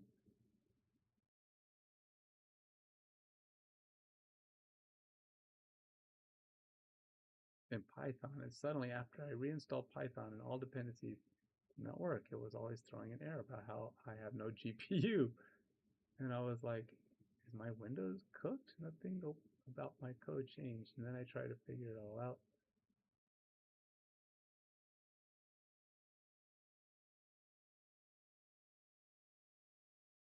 Oh, nice. Yeah, see, that's sometimes you just gotta kind of go. That's what happened to me with what oh yeah, ClickUp Link. So I was telling you about ClickUp Link, and I wanted to build it because I thought I wanted some way to interact better with ClickUp, and I wanted it to be able to be done easily in my code. So I came up with this little strategy, and it's not the same exact problem, but it's a similar scenario where you just get this idea that it's like, wait a minute, maybe it's X or Y, or in this case, my situation is, why does this have 70 files? When I really stopped to think about what I was asking for, I was like, this is not, I mean, there's only so many things happening here. There's no reason this should have created 70 files. So I went back to AI. I'm like, look, all this does is X, Y, and Z. Well, a little bit, X, Y, and Z's were kind of complicated, I get, but they weren't like 10 pages complicated. They were, you had to connect. So you have a connection logic to ClickUp, and what do you call it? A backend service logic, which was like 2 files, and just some little bits and pieces. But I was like, this should not be 70 files. So I actually went to AI. I'm like, can we look at this code? I mean, I told Gemini. Okay, so Gemini is not a great coder, but you know what Gemini has proven to me to be pretty decent at is refactoring. Gemini seems to be pretty good at refactoring. If you get it to look at all your code and go, this seems way overcomplicated. I feel like there's some redundancy or even some deprecated or orphaned code. Look at this app and tell me it's not more than it should be. And it spent the next 10 minutes or 5 minutes looking through all the code and goes, yeah, you're right. This is way overbuilt or whatever the heck it said. It always says you're right. It's never going to argue with you. It's never going to say, well, you're an idiot. That's not how this works. One of these days AI will do that. But right now it's like, oh yeah, you're a genius. You got this. I'm like, yeah. Just tell me what the problem is. And it goes, so it says we can refactor. So it started pointing out all the things that didn't need to exist. And I was like, that's what I thought. This looks way messed up. And I didn't know anything about ClickUp's object model. I knew nothing about how it was connecting to stuff or where it was pulling. So I didn't know any of this. I just okay, I take your word, AI. I get it. I know you know this connection more than me. You know this object model. Just do what I ask. And that's kind of where I was able to look at the code and go, yeah, no, even I don't need to know all this to know that it's more than it should be. Once we cleaned it all up, it was 15 files. Now, once I got all of my full functionality in there the way I wanted it, it got up to about 20 files. But still, 70 files. I ended up with like 3 times as much functionality at 20 files than the 70. It was crazy. I was like, okay, I don't know what AI is doing, but it's just like, I don't know if like every time I asked it a question, it just rebuilt it and built another set of files. I'd ask a question and say, I want this feature. Okay, we'll create that feature over here. And we'll create this feature. And I was just taking its word. I'm like, oh, there's a lot going on here. And I'm like, okay, wait a minute. No. this, I can't imagine how it could have that many different code things. Connect, got it. Object model references, okay, there's some data, there's some stuff there. You got this, I mean, there's like 3 or 4 different things, and overall, you just have a few actions. Yeah, that's Tell me about it. And so even now, I'm always with AI. You have to do this, and this is a common thing. Refactor, refactor, refactor. You have to stay on top of AI, because if you keep growing with an AI application, your app is going to blow. If you're vibe coding only, and if you don't, I say new coders who don't know a lot about coding, they're going to have spaghetti messes, spaghetti code out the door. It's just going to be a big, bloated, ugly mess, because they don't understand enough of what they're looking at to fully gronk what the AI is doing. So they're just vibe coding all the way. Now, I understand vibe coding. I mean, I understand the premise of it, but you can't create complex apps with vibe coding. It's stupid. It can't do it. You could write a 10-page document for it, and maybe it'll get kind of sort of close. But when it's all said and done, it's still going to be kind of, I've seen people put together some pretty cool things with vibe coding, but you're going to have to go back through all that mess, and you're going to have to optimize. I've refactored so many times already with this app to keep it from getting ugly. When I had 10 different services, I didn't say I wanted all 10 of these services at once. I had to define what the individual services were, and then I'd build a service, get it working, build another service, get it working. By the time I got to about the second or third service, I'm like, dude, you're building these all different. That's annoying. The first one works. Build the other two with the same structure. Same exact structure, just different, obviously they have a different purpose and they do different things. But you can, all of the service interactions with the gateway need to be identical. So build the structures the same, build the file structures. It was even using different file names. I'm like, refactor, do it. And then I started putting stuff in the AI. There's an AI document you can use depending on which one you have, which AI you're using. It says, these are the rules. Do this, do this, do this, do this, do this. You build the rules. And then when it's building, it's like, okay, well, it kind of follows the rules most of the time, kind of, sort of.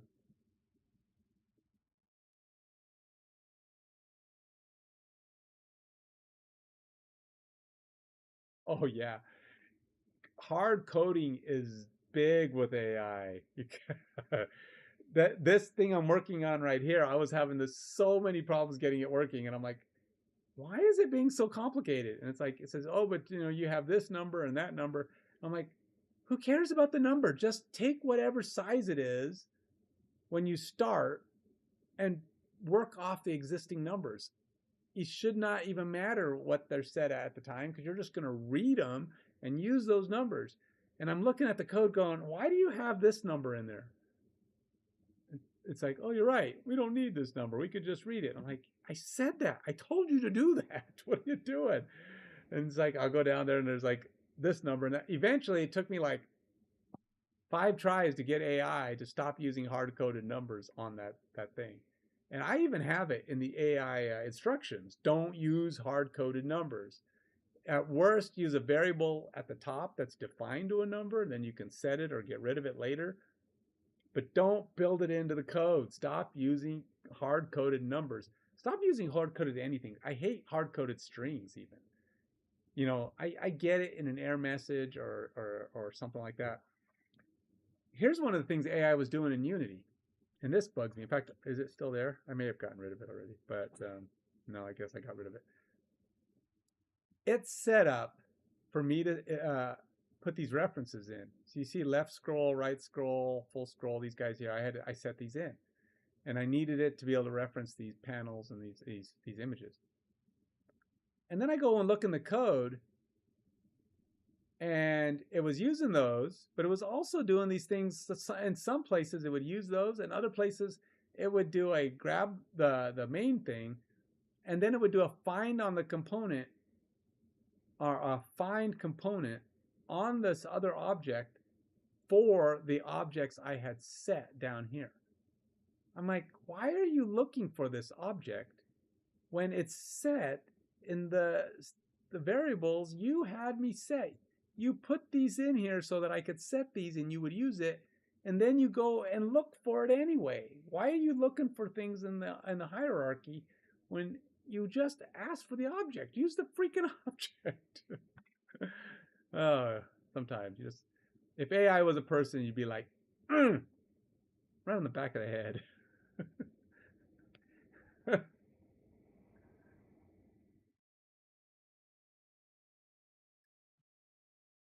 I was saying the other day that AI is like, um, what is it? A savant. It's like a 5-year-old savant. You know, a kid who could like play the piano like he was Mozart, right? But you ask that kid about music, he knows nothing about music. He just knows he can just play. He can hear a song and boom, he's playing it. And but he doesn't know the other stuff because he doesn't know. He's too young. It's too much. It's knowledge he doesn't have. And that's what AI is. It's a coding savant. It knows how to throw text down, but it doesn't understand good code. It doesn't understand what it takes to make good code. It just knows what it's what all this stuff is. It's got the skills. It knows how to drop code. It understands how to get from point A to point B. It just doesn't know how to do it nice. And unless you tell it, wouldn't it be better to do this? And it'll go, oh yeah, you're a genius. Let's do it that way. And then all of a sudden it's cleaner. You know, it's kind of like it takes the longest route to get there, but it can do it so fast it looks good. it's like he's driving. He's going across the state in a rocket ship, and he's hitting all the parts of the state, and he's there. You're driving, but at least you're driving in a straight line. It takes you forever to get there. A coder who codes on his own is like driving, but he gets there in a straight. It takes him, 5 hours to get there. It takes the AI 15 minutes, but it drove all over the country to get there. It could have been 5 minutes if it knew what it was doing. But that's kind of how AI is. It's just really good at going really fast, and people like it because it goes really fast, and you can write 100,000 lines of code, but sometimes you only needed half that.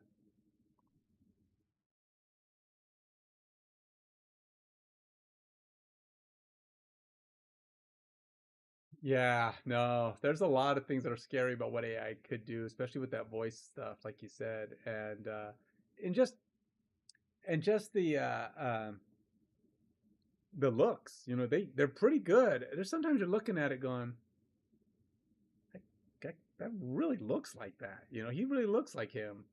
You can ask for certain celebrities doing this, that, or the other thing, and it's kind of hard to tell unless you're paying really close attention. And the better they get, the more accurate they are.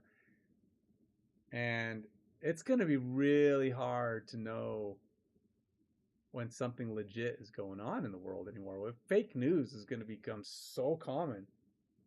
It's scary because you're not going to know.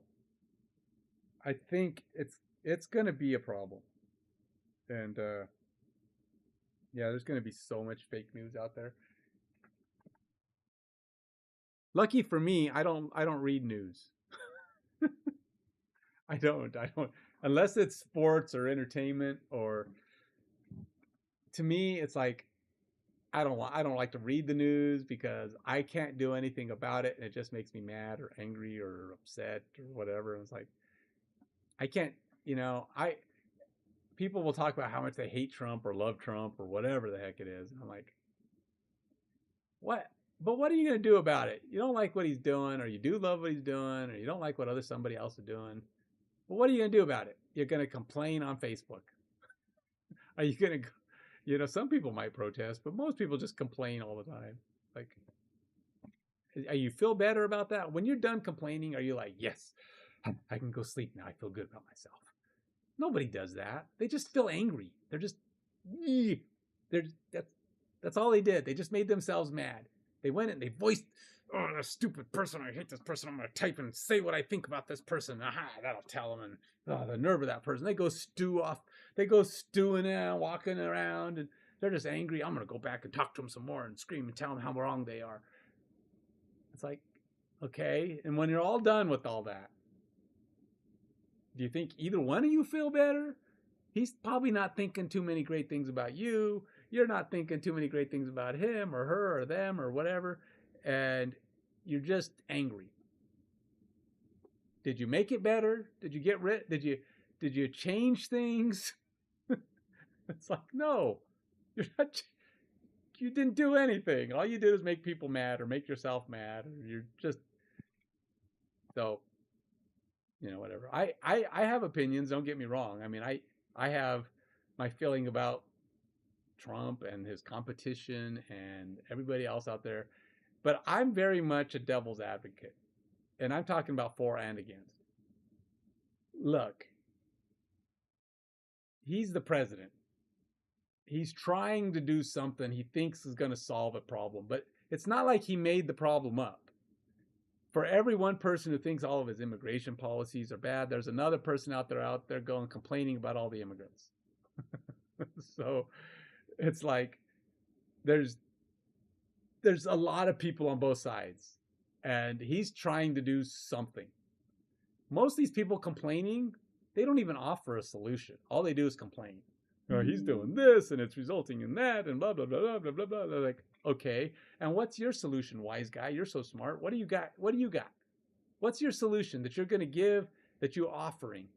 No, people don't offer solutions. All they do is whine. And I was like, I'm sick of it. I don't want to watch news. Tell me when the Broncos are playing again. I'm ready to watch some football. Well, like I say, yeah, but what can you do about it? You're not going to get him out of the president, right? You're not going to. Most cases, they've already tried to impeach him, right? But it's like, you're not going to get rid of him. If you don't like what he's doing, vote for someone else, right? No, yeah, you got to have your opinions. You got to question. You got to see what's going on. Be aware. It's not that I'm not aware of what's going on. I hear it from everybody, but I'm not going to go read the news every day to see what the latest problem everybody has. Most news is other people complaining about things that happened already. There's really not that many new things going on. If you go watch MSN or Yahoo or Yahoo, I know that it's still out there, by the way. It's like, or any other news channel. Half of what you see is stuff that's been there already. I mean, it's stuff that was somebody new complaining about something or debating something that happened a week ago or a month ago or whatever. Or they're talking about something that isn't coming or happening for another 2 weeks or a month or whatever. But it's always like, there's really only so many news things. There's only so many things happening. I mean, we're still talking about trade tariffs and policies that have been put in place. Okay, you don't like them. I get it. They're in there. What did you do to fix it? Did you go down to Washington? Did you call I mean, there's minor things that the average Joe can do, but did you do any of those things, or did you just complain about it? Because if you have such a strong opinion, you need to either do something about it or stay out of it. And that's me. I know I'm not doing anything. I'm not going to change anything. If I don't like what the president's doing, next election, I'll vote for the other guy. Maybe, unless the other guy's even dumber. I don't know. I don't vote Republican, Democrat. I vote for the person who aligns best with what I'm hoping they'll try to accomplish. So if this year it's a Democrat who I just, I like, and I like his plans, I like what he's up to, what he's doing, I vote for him. I don't care who it is. If I don't like, the previous president was a goofus and was messing everything up, let's get him out of there. But the problem nowadays is it's really hard for good candidates to even want to run for president. This is why people like Trump end up as a president. I mean, the guy's smart, and most people can't really debate that he's smart. But the problem is he is the worst. He is a bad person. I mean, come on. The guy is not a good person. People hate him. He's got attitude. He talks before for a president, he's really bad at thinking before he talks. He just says stuff, right? And so a lot of people just hate him because how does he get there, How does somebody get into such a high office and just be so disliked by so many people? Because a lot of those people who don't like him as a person like that he gets stuff done. I mean, he gets stuff done. Now, whether it's the right stuff or not, okay, well, you have to do that and make your opinions on that on your own. But stuff happens with Trump in office. And some people don't like it. Some people do. I don't know. I mean, there's obviously some success going on in what he's doing. Whether it's going to end up being good, is this bill that he passed going to be? It's bad for a lot of people. I get it.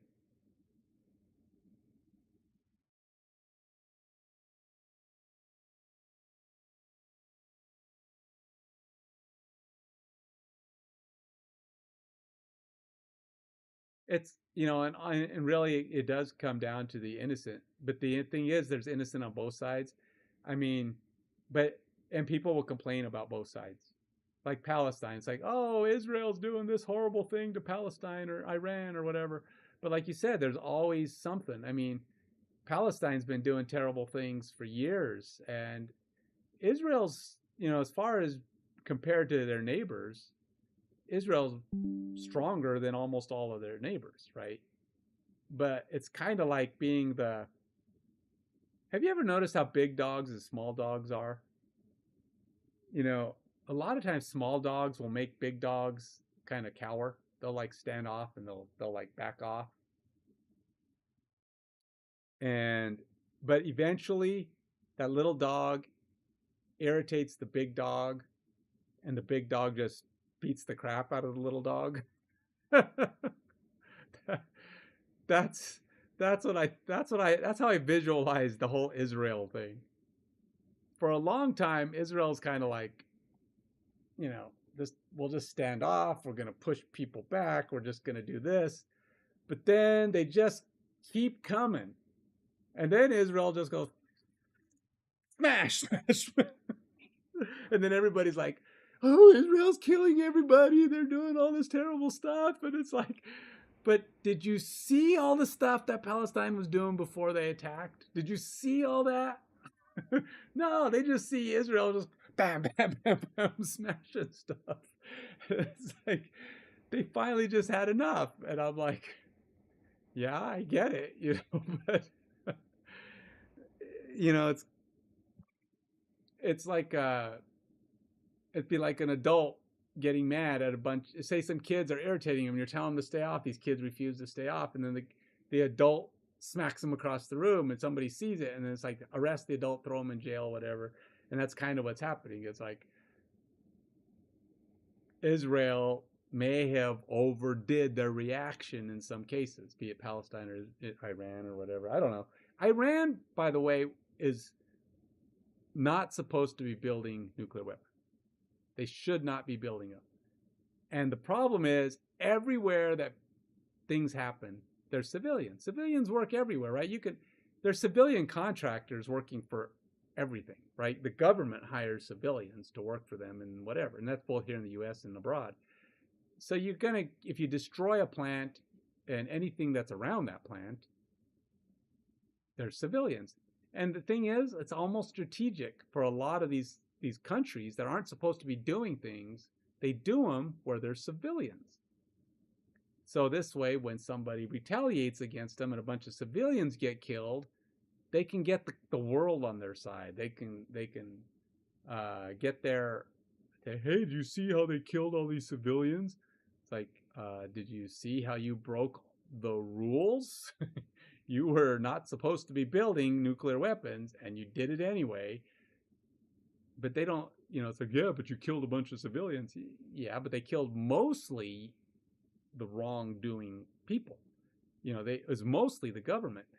And yeah, there's civilians, but every side, civilians die. If Iran ended up with a nuclear weapon and they decide to launch that, how many civilians die? Probably more than the amount it took to wipe out their plant. But preemptive strikes always kill more in the end than letting them do what they want. But if they did what they want, they're going to kill more people. So yeah, it's like the preemptive strike puts it down so only they killed any civilians. But if they had not killed those civilians, they didn't kill the 100 or 20 or 30 civilians, whatever, that died. that nuclear weapon takes out, 100,000 people, what's worse? And it guarantee that's all civilians. It's almost all civilians when they do it. A lot of these countries don't aim for military. When they have like a minimal amount of nuclear weapons, they go for the most damage, what they can hurt. It's like when the US was attacked, right? 9/11.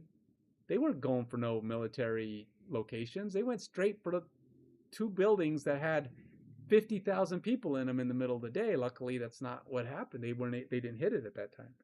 The only place they attacked were the White House and the Pentagon, that were government agencies, and the White House, it didn't get there. At least it's assumed it was going for the White House. We don't know because that plane crashed. But I'm just saying, terrorism goes for the people. They kill civilians. That's their attack. So when you preemptively wipe out terrorism, you're actually you're getting the terrorists, and yeah, you might kill some civilians, but it's not going to be nearly what they were going to kill, because that's all they kill. They don't go for the government because they don't have enough power to go after the government's places. They go after the people because, hey, we can make a bigger statement by killing a bunch of people who didn't know what was going on. So, yeah, see, I got opinions about everything. I could talk about stuff. I try not to get into that stuff. But that's how I think. I think both sides have their wrongs, they have their rights. And I'm not going to tell you that Israel was wrong. I'm not going to tell you that it was the best thing, because honestly, and this goes for almost 80 to 90% of people, by the way, I don't know all the details. I don't know what the government saw. I don't know what Israel saw. I don't know what their spy planes did or saw, what they saw coming. I don't know what the banter was between the countries. There's so many things going on that you don't know the full story. And the thing is, that's almost a detriment to these governments that are doing it, right? They don't want to tell you everything they know because they're afraid it goes into the wrong hands and people do all these different things. So they don't want to say all of their knowledge. But by not giving that knowledge, there's people out there that are like, well, these guys just did it because they wanted to go killing everybody. Like, well, you don't know that. You don't even know what they knew. If you don't like it, vote them out. Get rid of the government when they do it next time, and we'll see if the next guys are any better. But the U.S. has kind of made themselves what, the world police, and I'll tell you right now, I don't know any country, with the possible exception of Great Britain, that would come to the U.S.'s aid if somebody came after us. It's like we went in and helped Kuwait when Iraq attacked them, and we had to like beg, borrow, and steal to get other countries to help us, because we didn't want to commit everybody to it. And it's probably not our place. I mean, honestly, we probably shouldn't get involved in all the world politics, but I don't know. It's a thing we do, and honestly, I don't mind it. I think it's good that we're keeping terrorists from getting going. I think it's good when we run in and help countries push out the jerks that are trying to overtake them. Do I know what's going on, and is it the right thing to do? I don't know the details. That's why I don't complain either way, because maybe they shouldn't be doing it. Maybe I don't know, this regime that they're backing up might actually be worse than the one that's coming in. I don't know, because I don't know anything about those things. I could spend my days researching that, but that's not my area of expertise. So I got to stay out of it. But again, I'm not going to like condemn something I don't know enough about.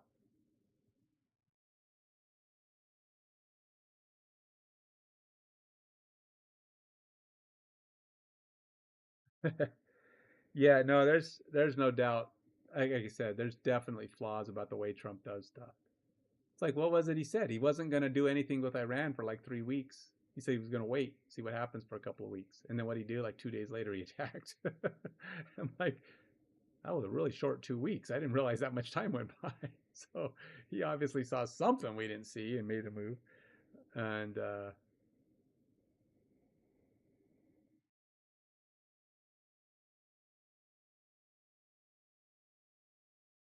yeah,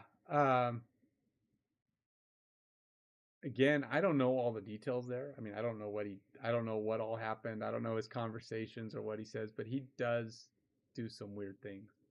But again, I don't know how much he gets involved in a lot of stuff. It probably shouldn't be always.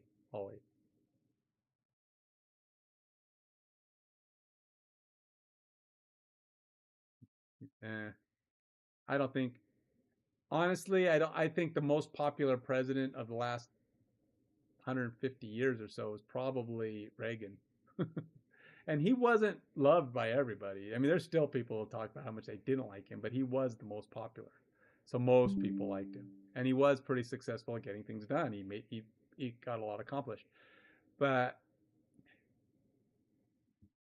I don't know. I mean, I don't think government is necessarily always bad. Um, and I don't know that to say good versus bad, good versus evil. I think there's productive and less productive, or helpful, less helpful. I don't know necessarily. I haven't necessarily, not in the U.S. anyway. I don't necessarily feel like we've had evil regimes, evil government, because our way our government's set up is it's kind of hard to have any one person take over, right? So even with a terrible president, there's only so much he can do. And Trump's pushing those lines, there's no doubt about it. But it's still kind of, there's a lot of checks and balances that kind of keep things from getting too far out of hand. Now, I do think that there's been evil dictators and rulers throughout other countries and probably still exist in other countries. And I don't know how the Ayatollah, I've gotten some pretty bad feelings about Ayatollah. And obviously, Iraq's had some pretty terrible people leading it. And not to mention all these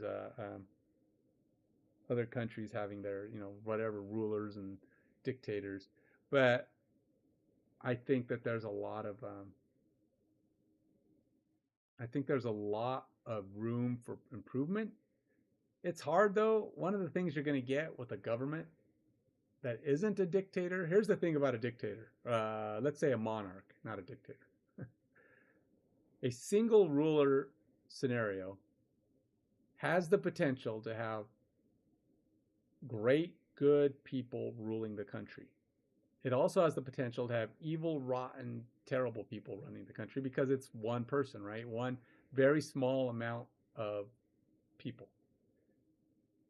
But you're not going to get 1,000 people who run a government, or let's say 500 people who run a government, kind of like the U.S., right? We got the House, the Senate, the White House, president, and then we got the judicial branch, which is 7 people. So you got the 7 people in the judicial branch. You've got the president, and you've got then the House and Senate, which are a whole bunch of other people who basically are supposedly all have about the same amount of power, right? Supposedly, depending on what it is what's going on.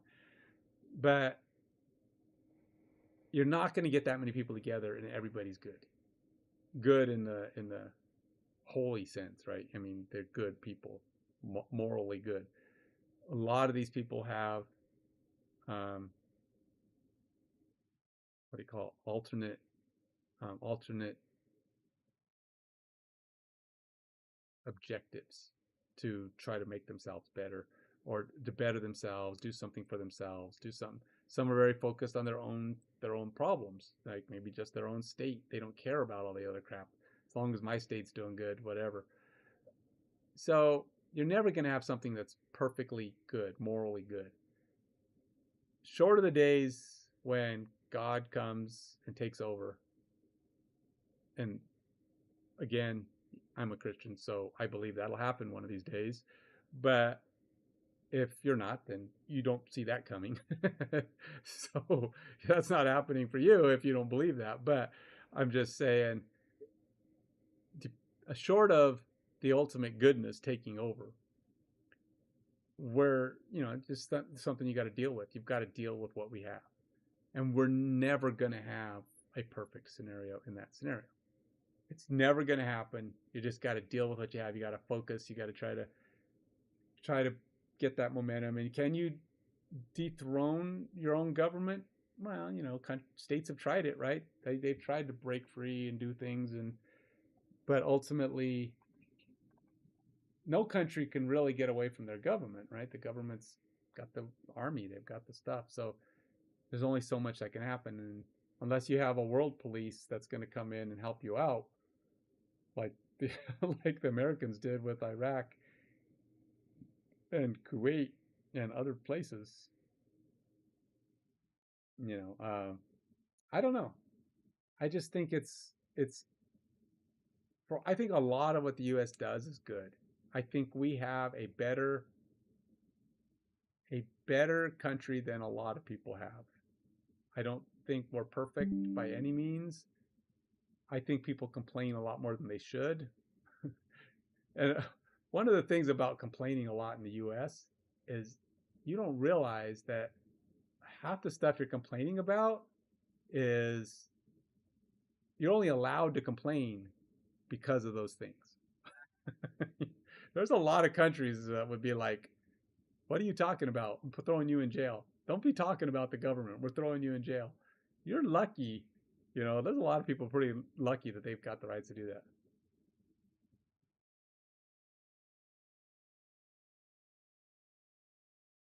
Yeah. I mean, you're allowed to, God says you can believe in whatever you want. It's your call. He's not forcing you to believe in him. You believe or you don't believe. And then in the end, whoever's right wins. That's about what it is. That's what it's going to come down to. And your faith you just have faith that that you're on the right side. Yeah, there's a lot of countries that don't have free speech. In fact, I think there's a lot of countries that don't truly have free speech. I mean, look at China. When people go crazy with their speech, people get arrested, thrown in jail. They don't tolerate people talking about the government. You can't. I mean, there's a lot of underground speech, but there's not a lot of people getting out there. I mean, there's been a lot of times when there'd be protesters, and then half those protesters end up in prison for however many decades. So, yeah, we got it good here. I mean, and people complain and complain and complain, but they don't realize just how good we've got it here in the U.S. Again, it's not perfect. Nobody's going to have it perfect. It's just not going to exist. And all we can do is keep trying to get people in there. And this is what I came back to my original point. There's a lot of good people out there who would probably be good at being a president. But the way we allow, this is one of the bad things about free speech and some of the rights we have. And I don't want to lose them, so don't tell me. I'm not saying we shouldn't have these rights, but one of the problems with it is good people don't want to run for office because a lot of them don't have skin thick enough to run for office in the U.S. Running for office in the U.S., you have to be deaf to the world in their words, because there are haters and people who will do everything they can nowadays with media, and there's so many cruel people out there. It don't matter how good a person you are. You could be like Mother Teresa good. I don't even know. People say she actually wasn't that good a person. That's rumors that when you hear about the details, maybe she wasn't that great a person, but she did a lot of good things. But I'm just saying, even if you think about like the most good person possible, like somebody who's as good as Jesus, not Jesus, because obviously he could deal with it. He would deal with it. But I'm just saying somebody who's that good, if they existed, people just don't have that thick of skin. And in other countries, people are kind of muted. So you can actually run a country or do your job without all of this nastiness. And when people do it from abroad, like when the US or people from the US are complaining about other countries, well, that's another country. That's just over there. You don't care. But when your own country is coming after you and they're trying to find all the worst things about you, and they're making stuff up, and they're saying nasty things, and you got to have crazy thick skin. And I think that just people don't want it anymore. It's just too hard. And Trump, if there's one thing I can say about this guy, is he does not care what you think. He does not care in the least. He's basically said that to you. He says, if you don't like me, tough. I'm going to do this. I'm going to do this. I'm going to do this. And people elected him because, hey, he's going to do this. He's going to do this. He's going to do this. He's going to try. He's going to do. And if there's one thing you got to give him credit for, he said he was going to do X, Y, and Z before he got the job. And he did. He's been doing them. He's been doing those things he said he would do. People don't necessarily like how he's doing it. And in some cases, maybe it wasn't great what he's doing. But I'm just saying, he gets stuff done. Whether it's, the best way to do it or if it's the right stuff, I don't know. But he gets stuff done. And Biden may not have been the worst president. He was definitely senile going towards the end there. Honestly, he was like a Jimmy Carter. He was a guy who just didn't get stuff done. He just didn't do nothing. He was a nothing president. So that's almost worse than a president who does stuff and fails. He was a president who did nothing and failed. Did nothing and didn't fail.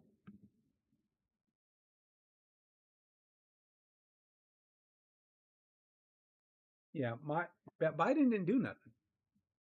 I mean, he was a meme. That's what he was. It's all he had going for him. He didn't really try to accomplish anything. His time in office was kind of like, he was a meme. That's one of the good things about, that's a good thing and a bad thing about, right? The U.S. government's way we do presidents. They only get 4 years, and then they got to do another 4 years elected, and that's it. They're done. And the problem with that is if we ever get a really good president, somebody we really like, we get 8 years. That's all we get. Reagan was a popular president, and people actually thought, maybe they would do something to try to get him elected again. There was, but he actually said, nope, that's, I'm done my time. And towards the very end, I think he was kind of getting a little senile too, though. So to be fair, even though people kind of wanted him to be president again, he was done. He was getting to that point. He was pretty old. But overall, we've never really had a guy that we really want to be there 3 terms. Trump keeps saying he wants to try to run for 3 terms. I'm like, yeah, no. We're not going to be breaking no rules for you, buddy. You're out of here for 4 years. I mean, you get stuff done, but we're ready for new. But I'm afraid I don't know who's going to run. I just don't think there's that many people who've got the resilience to be president. I've seen a number of celebrities who could probably get elected. And, celebrities, there are some smart celebrities. Okay, so here's the thing about celebrities. Just because they're celebrities doesn't make them incapable of being president. But they do have, some of them are pretty smart, have done some pretty good things. They're involved in government. They know what's happening. Some people don't like it because, one, they're a celebrity, but they can get elected. But most celebrities are also very public eye aware, and they don't have the thick skin enough to run for office. Even the ones that you think might be a good president. There's a couple of them here I think have talked about it, joked about it, who I think might actually make good presidents. And it might be interesting to see it because, Reagan was a celebrity. People knew him. He was an actor. And the only thing about celebrityism is it gives you a huge head up, a advantage when it comes to being elected, because people like you. If you're a popular celebrity, but if you're not, probably not going to help you. But if you come in as a popular celebrity with enough knowledge to know what you're talking about, then a celebrity could step in. But so many of them don't want to, because it's just an ugly business. And it's like some of them can't stand getting criticism for the stuff they do. They're acting, they're singing, they're whatever they do. You can't take it for that. You're certainly not going to be able to take it as president, because at least a third of the country is going to hate you. At least. If you're super popular, there's still going to be a third of the country that hates you. The most popular president, Reagan, I think had 70 to 80% like. That's 20 to 30% people hated him. And there's still a lot of people who are going to dislike you. And yeah, you're going to have the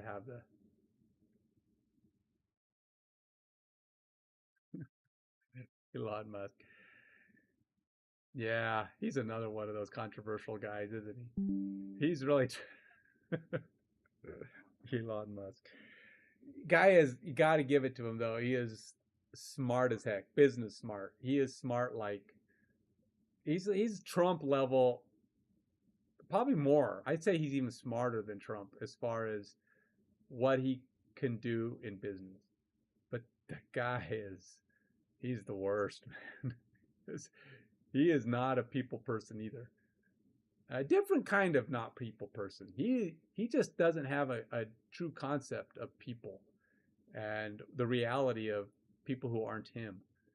That's Elon Musk's problem. He thinks that everybody should be him, and if you're not, then you're a waste of space. It's kind of like the way he talks sometimes. And it's like, okay, we get it. You're smart. You can do this and that, but you really don't understand people. Yeah, he's a sometimes though, what do they call them? Type A personalities. They are amazing at their thing, whatever their thing is. But they are also hyper focused on that thing, and they oftentimes can't see the reality of people who aren't them. It's Elon Musk. He just doesn't see.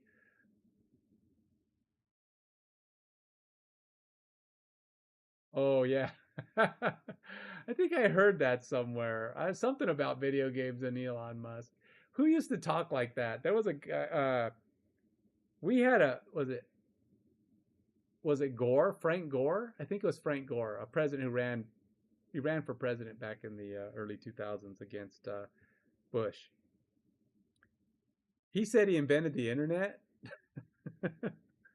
Like, he invented the internet. Of like, I don't think so. What are you talking about? That's news to everybody else on the planet. I don't know what you're talking about. There's these guys that just do that sometimes. They come in and they make up these things, and you're like, you don't think people are going to be able to prove that? Don't make claims you can't back up, man. Yeah, I don't know.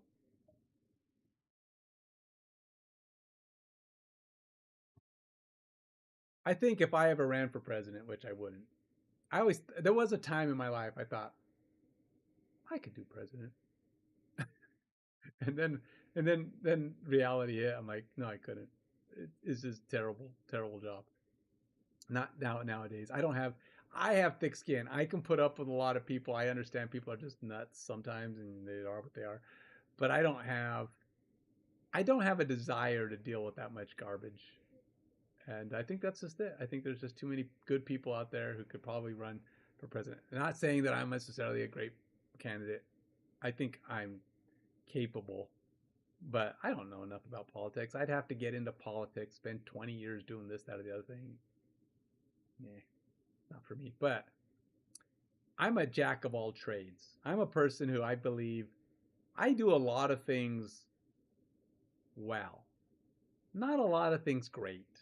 In fact, I don't know that I've ever been great at anything. but I've been good at many things. Like just different varieties of things, mostly recreational, of course, because that's what I do a lot of. I'm I'm good at a lot of different video games. I don't like first person shooters because I get nauseous playing them, but I'm good at those. I play chess. I have a mid 1300 rating, which is good. It's not great, but it's good. I beat most people, most average people, most new people.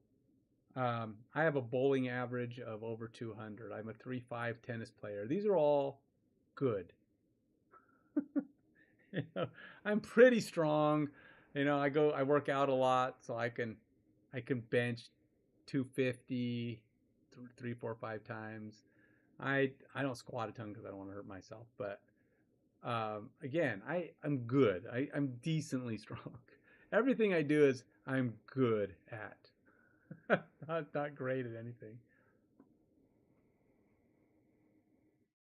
The thing is about being good at a lot of things is you can enjoy a lot of things. You get variety. I can go play pickleball with people and I'm competitive and I'll beat some people and I lose to people, but I can play with anybody. I can make the game interesting. I may not win it, but I'll be close. I'll be fighting for the whole time. I can go play tennis and once I get back into my rhythm, I can make a game out of anything. I mean, I can't beat a world ranked player, but you get on the court with just about any average Joe out there who thinks that they play tennis, and I'd be able to put up a game with them. I can go bowl. I was thinking about going pro bowler one time, and like I said, I have an average over 200, and I was trying to but you need like a 220 consistently, and I was having trouble getting past 210. So, but makes for being pretty competitive when I go sit down and play with just about anybody because most people don't have an average that high. And, there's just a lot of things. I play board games and I win way more often than I lose. So, board games, you play 3, 4, 5 people. And if you win half those games, that means there's 3 people sharing the other half of the games. So I win 40 to 50% of every board game I play, and I'm usually playing with 3 or 4 people, so that makes me a grand majority of the wins, right? And it doesn't matter what the game is. You just learn it and figure it out. I'm a pretty decent programmer. I understand the logic. I'm really good at some stuff. I think I am. I would think I could even say, but it's hard to gauge this kind of thing. But I would say I'm excellent at creating logic for anything, board games, video games. But that's kind of the thing. There's not a head-to-head comparison of that, right? It's like there's people who are good at that. There's people who aren't. But how do you know if you're great versus good? You have to actually have some way to measure that. And you can't. All I know is I've come up with some really cool functionalities for board games and video games, or even just work applications. They weren't games, but they were applications that I made do some really cool functionality. They're still using the application at my last job that I built in 2006. I maintained it for 10 years, kept it functioning, kept adding features and optimizing and improving and keeping it going up until 2020. They laid me off in 2021, and they told me they were going to be replacing it. 2022, they asked me to come back and continue to maintain it. So I did that, and then a couple years later, they laid me off again for different reasons because they were trying to outsource everything. But last I spoke to people at the company, they're still using it. This app's been around now for 15 plus years. It outlasted me. And so I know how to build things.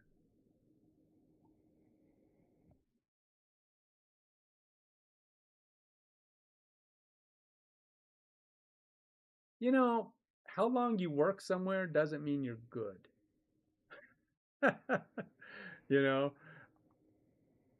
I worked at an insurance company for 15 years. That doesn't mean I know anything about insurance or even that I'm good at. If somebody asked me stuff about insurance, I could give them the very basics. because I was a developer, I didn't know. I barely even, the app that they used all the time, which wasn't my app, I mean, the main app they used, I barely knew how to get around in it. So that doesn't make me good. I've been a developer for 20 plus years. I think I'm a good developer. I'm good at understanding code and being able to come up with good functionality. But code is just the tool I use to do that. It's not, it's like building board games, right? I'm not coding there. The tool is the board and the pieces and all that stuff. Those are the tools to create your idea. But the idea is the functionality, the structure of how things work. It has nothing to do with what. So does that mean I'm a good board game? I'm a board game rule designer, structure designer, but I'm not great at building necessarily board games because I don't know art. I don't know how to do art, and you need art for board games. Video games, you need art. The only reason I'm able to do this is because I have AI to help me with the art. And you can probably do that with board games nowadays, and I'm starting to think, maybe I should do that. Start using AI to finish. I have like 4 board games that are ready to be built. I just have to figure out how to get the art done for them so that I can get them out to the world. But now that AI is around, I may have to think about doing that. That'd be cool. Get those built. I have a football game, by the way. I built a football game that's really cool. And that's actually part of what's structuring this game. I built the formulas and hand built all the mechanics of how that works. And part of that is going into this game because I already designed certain concepts that I wanted in my game. And I'm like, well, I could easily turn that into part of this game. And so I'm building some of that in. So that's a little bit of the design already exists for this game.